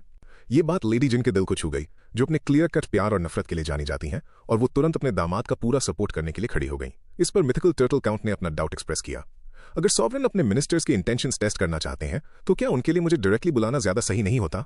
शेन लैंग हंसने लगा और बोला, सॉवरेन काफी पहले समझ चुके हैं कि आप किस तरह के इंसान हैं। जिनसे उन्हें असली मतलब है वो मैं हूं, यानी ये चलता फिरता बॉम्ब। सिर्फ मुझे देखकर ही वो इस बात को लेकर श्योर हो सकते हैं कि हमारी फैमिली रेबल करेगी या नहीं, और इन इंसिडेंट्स के जरिए वो मुझे मेरे फादर इन लॉ से दूर रखने की उम्मीद भी करते हैं, ताकि जिन फैमिली को और आगे एक्सपैंड होने से रोका जा सके। लेडी जिन ये सुनकर बस हंसने लगी। ये मीटिंग पक्का सॉवरेन को डिसअपॉइंट करने वाली है। आखिरकार शेन लैंग की पर्सनैलिटी को देखते हुए तुम्हें बगावत जैसे हेडेक वाले कामों का कोई शौक नहीं है। शेन लैंग हंसा, मदर इन लॉ मुझे वाकई अच्छी तरह समझती हैं। मेरी लाइफ के सिर्फ 2 मकसद हैं। पहला है वेल्थ और लग्जरी एंजॉय करना, और दूसरा नेचुरली बिना किसी दुश्मनों के जीना। अगली सुबह शेन लैंग के आंगन में शेन लैंग और मुलान पूरी रात बिजी थे, पर फिर भी दोनों के लिए एक दूसरे से अलग होना मुश्किल हो रहा था। उस पल शेन लैंग ने मुलान को बार बार अश्योर किया, इस बार जब मैं कैपिटल जाऊंगा तो मैं सुधर कर रहूंगा और पूरी तरह फेथफुल रहूंगा। मैं पक्का अब दोबारा इधर उधर नहीं भटकूंगा। पर मुलान को उस बात की टेंशन नहीं थी। वो तो बस हर वक्त शेन लैंग के पास रहना चाहती थी। वो ये भी जानती थी कि उसके पिता और जिन शिलीन को सालों तक फ्यूरियस टाइड सिटी में रुकना होगा, और काउंट मैंशन के डिफेंस की सारी जिम्मेदारी उसी के कंधों पर आएगी।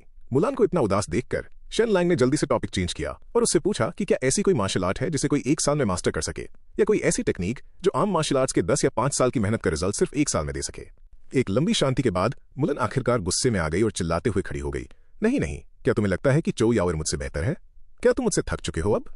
ये सुनते ही शेन लैंग ने जल्दी से उसे गले लगाया और बोला, पागल लड़की, मैं तो बस ये चाहता हूं कि तुम जल्दी से इस दुनिया में नंबर 1 बन जाओ। एक दिन मैं तुम्हें चो यावर के सामने ले जाना चाहता हूं, ताकि तुम उसके मुंह पर एक थप्पड़ मारकर उसे जमीन पर ढेर कर सको। ये सुनकर मुलन को थोड़ी राहत मिली। वो भी ऐसे दिन की उम्मीद कर रही थी, क्योंकि चो यावर उसकी सबसे बड़ी दुश्मन थी। अचानक उसे याद आया कि उसके मास्टर ने एक बार हेल्स मैरिट टेक्निक नाम की एक एंशिएंट मैन्युस्क्रिप्ट का जिक्र किया था, जिसके बारे में कहा जाता था कि वो बहुत पावरफुल है और किसी के भी मार्शल प्रॉविस को डबल कर सकती है। शेन लैंग ने थोड़ी नफरत से जवाब दिया, अगर वो इतनी ही यूजलेस है तो उसे एंशिएंट मैन्युस्क्रिप्ट कैसे माना जा सकता है? मुलान स्पीचलेस रह गई। हालांकि उसने शेन लैंग को यह भी बताया कि यह मैन्युस्क्रिप्ट बस एक लेजेंड है और किसी को नहीं पता कि ये कहां है। शेन लैंग ने उसकी तरफ प्यार से देखा और बोला, फिक्र मत करो वाइफ, मैं तुम्हारे 22nd बर्थडे पर एक गिफ्ट के रूप में इसे तुम्हारे लिए ढूंढ लाऊंगा, इस बात के प्रूफ के तौर पर कि तुम्हारा हस्बैंड मुलान से कितना प्यार करता है। बस करो, मेरी एज मेंशन मत करो, मैं तुम्हारे जितनी ही हमेशा जवान रहूंगी। वाइफ जो भी कहे वो हमेशा सही होता है। शेन लैंग कैपिटल सिटी में एंटर करने वाला होता है और निकलने से पहले वो अपने पेरेंट्स और छोटे भाई के साथ खाना खाता है। डिनर टेबल पर शेन लैंग अपने छोटे भाई शेन जियन के चेहरे पर एक थप्पड़ का निशान देखता है और क्यूरियोसिटी से पूछता है कि ये किसने किया। टेबल के दूसरी तरफ शेन जियन की नजर को फॉलो करते हुए शेन लैंग को भी समझ आ जाता है कि ये किसने किया था। वो अपना गला साफ करता है और अपनी माँ से पूछता है कि आखिर हुआ क्या है। मदर शेन गुस्से में शेन लैंग को बताती हैं कि उन्होंने लेडी जिन से शेन जियान के लिए एक लड़की ढूंढने को कहा था और उन्होंने लिन सर नेम वाली एक लड़की को इंट्रोड्यूस किया। उस लड़की के दादाजी काउंट के ट्रस्टेड एड ओल्ड मास्टर लिन है। ये नाम सुनकर शेन लैंग भी शॉक रह जाता है क्योंकि उसने एक्सपेक्ट नहीं किया था कि उसकी mother in law old master Lin की पोती को उसके भाई के लिए इंट्रोड्यूस करेंगी। मदर शेन इस बारे में सोचकर और भी गुस्से में आ जाती हैं और खड़ी होकर शेन जियान की तरफ इशारा करते हुए डांटने लगती हैं। ओल्ड मास्टर लिन और मिस लिन इस शादी के लिए मान गए हैं। इतनी अच्छी लड़की इस नालायक लड़के को पसंद कर रही है। मुझे लगा हम कितने लकी हैं। शेन जियान एक बेचारे एक्सप्रेशन के साथ अपनी माँ को देखता है और पलटकर जवाब देने की हिम्मत नहीं करता। शेन लैंग अपनी माँ को शांत करने की कोशिश करता है। ओल्ड मास्टर लिन की फैमिली मान गई है, ये तो एक अच्छी बात होनी चाहिए। माँ, आप अभी भी इतना गुस्से में क्यों हैं? मदर शेन और जोर से दहाड़ती हैं। बेशक मैं खुश हूं कि शेन जियन की शादी मिस लिन से हो सकती है। मैं तो कुछ ही दिनों में शादी फाइनलाइज करना चाहती थी, पर क्या तुम्हें पता है तुम्हारे भाई ने क्या कहा? उसने कहा कि वो मिस लिन से शादी नहीं करेगा और मेपल विलेज की उस विडो लू से शादी करने की जिद पकड़ के बैठा है। ये सुनते ही शेन लैंग भी शॉक रह जाता है। उसके भाई का दिमाग पक्का खराब हो गया होगा। फिर शेन जियन डरते हुए कहता है, वो इसलिए क्योंकि मैंने विडो लू से पहले वादा किया था कि जब मैं बड़ा आदमी बन जाऊंगा तो उससे शादी करूंगा। शेन लैंग उसे पूछता है, क्या विडो लू उस वक्त राजी हुई थी?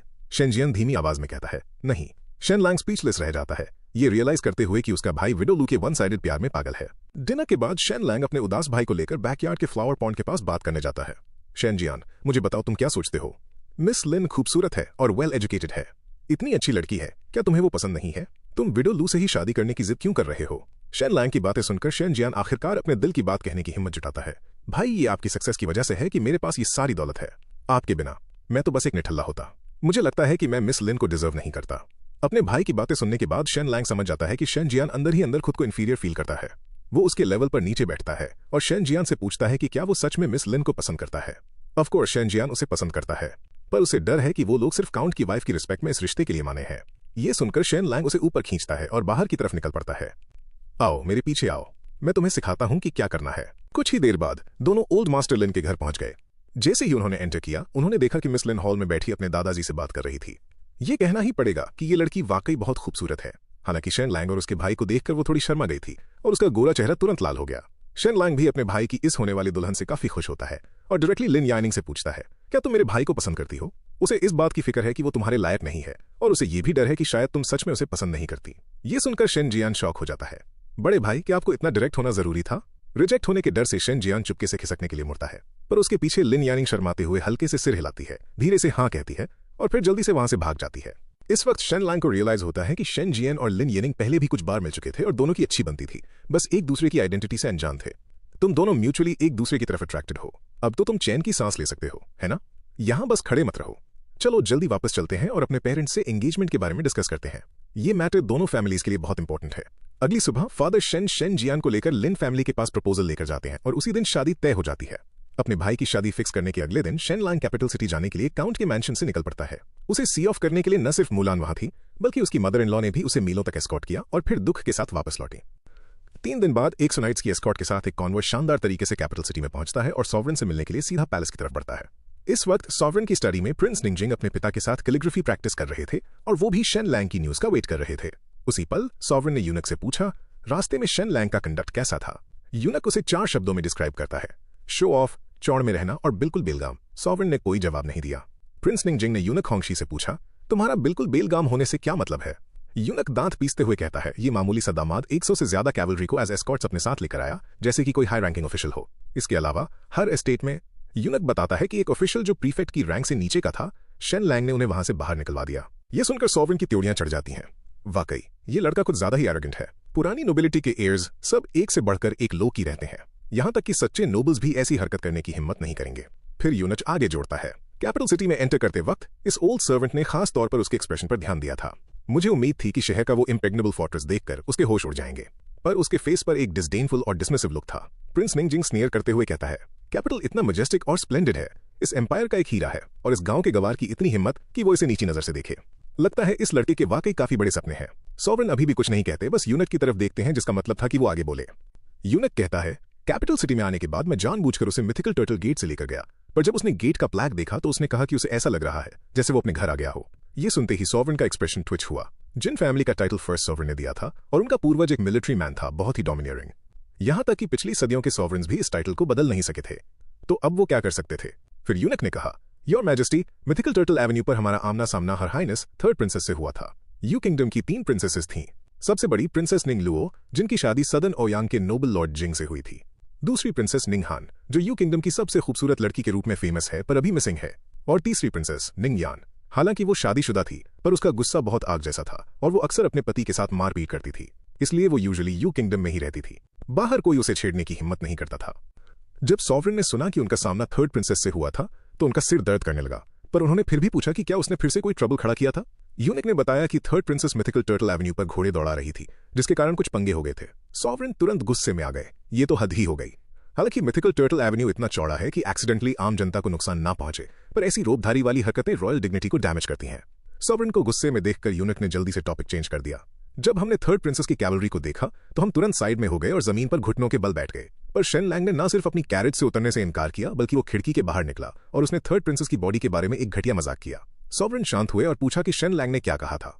यूनक हिचकिचाया और डरते हुए बोला, उसने कहा कि थर्ड प्रिंसेस की कमर पतली है और हिप्स बड़े हैं, पर उसकी थाइस कुछ ज्यादा ही मोटी हैं। ये सुनते ही निंगजिंग झटके से खड़ा हो गया। एक स्टेट की प्रिंसेस की बेइज्जती करने की हिम्मत, वो वाकई अपनी मौत को बुलावा दे रहा है। सॉवरेन का चेहरा इंतहाई डार्क होते देखकर यूनक को समझ नहीं आ रहा था कि वो आगे बोले या नहीं। सॉवरेन ने गुस्से से ऑर्डर दिया कि वो आगे बोले।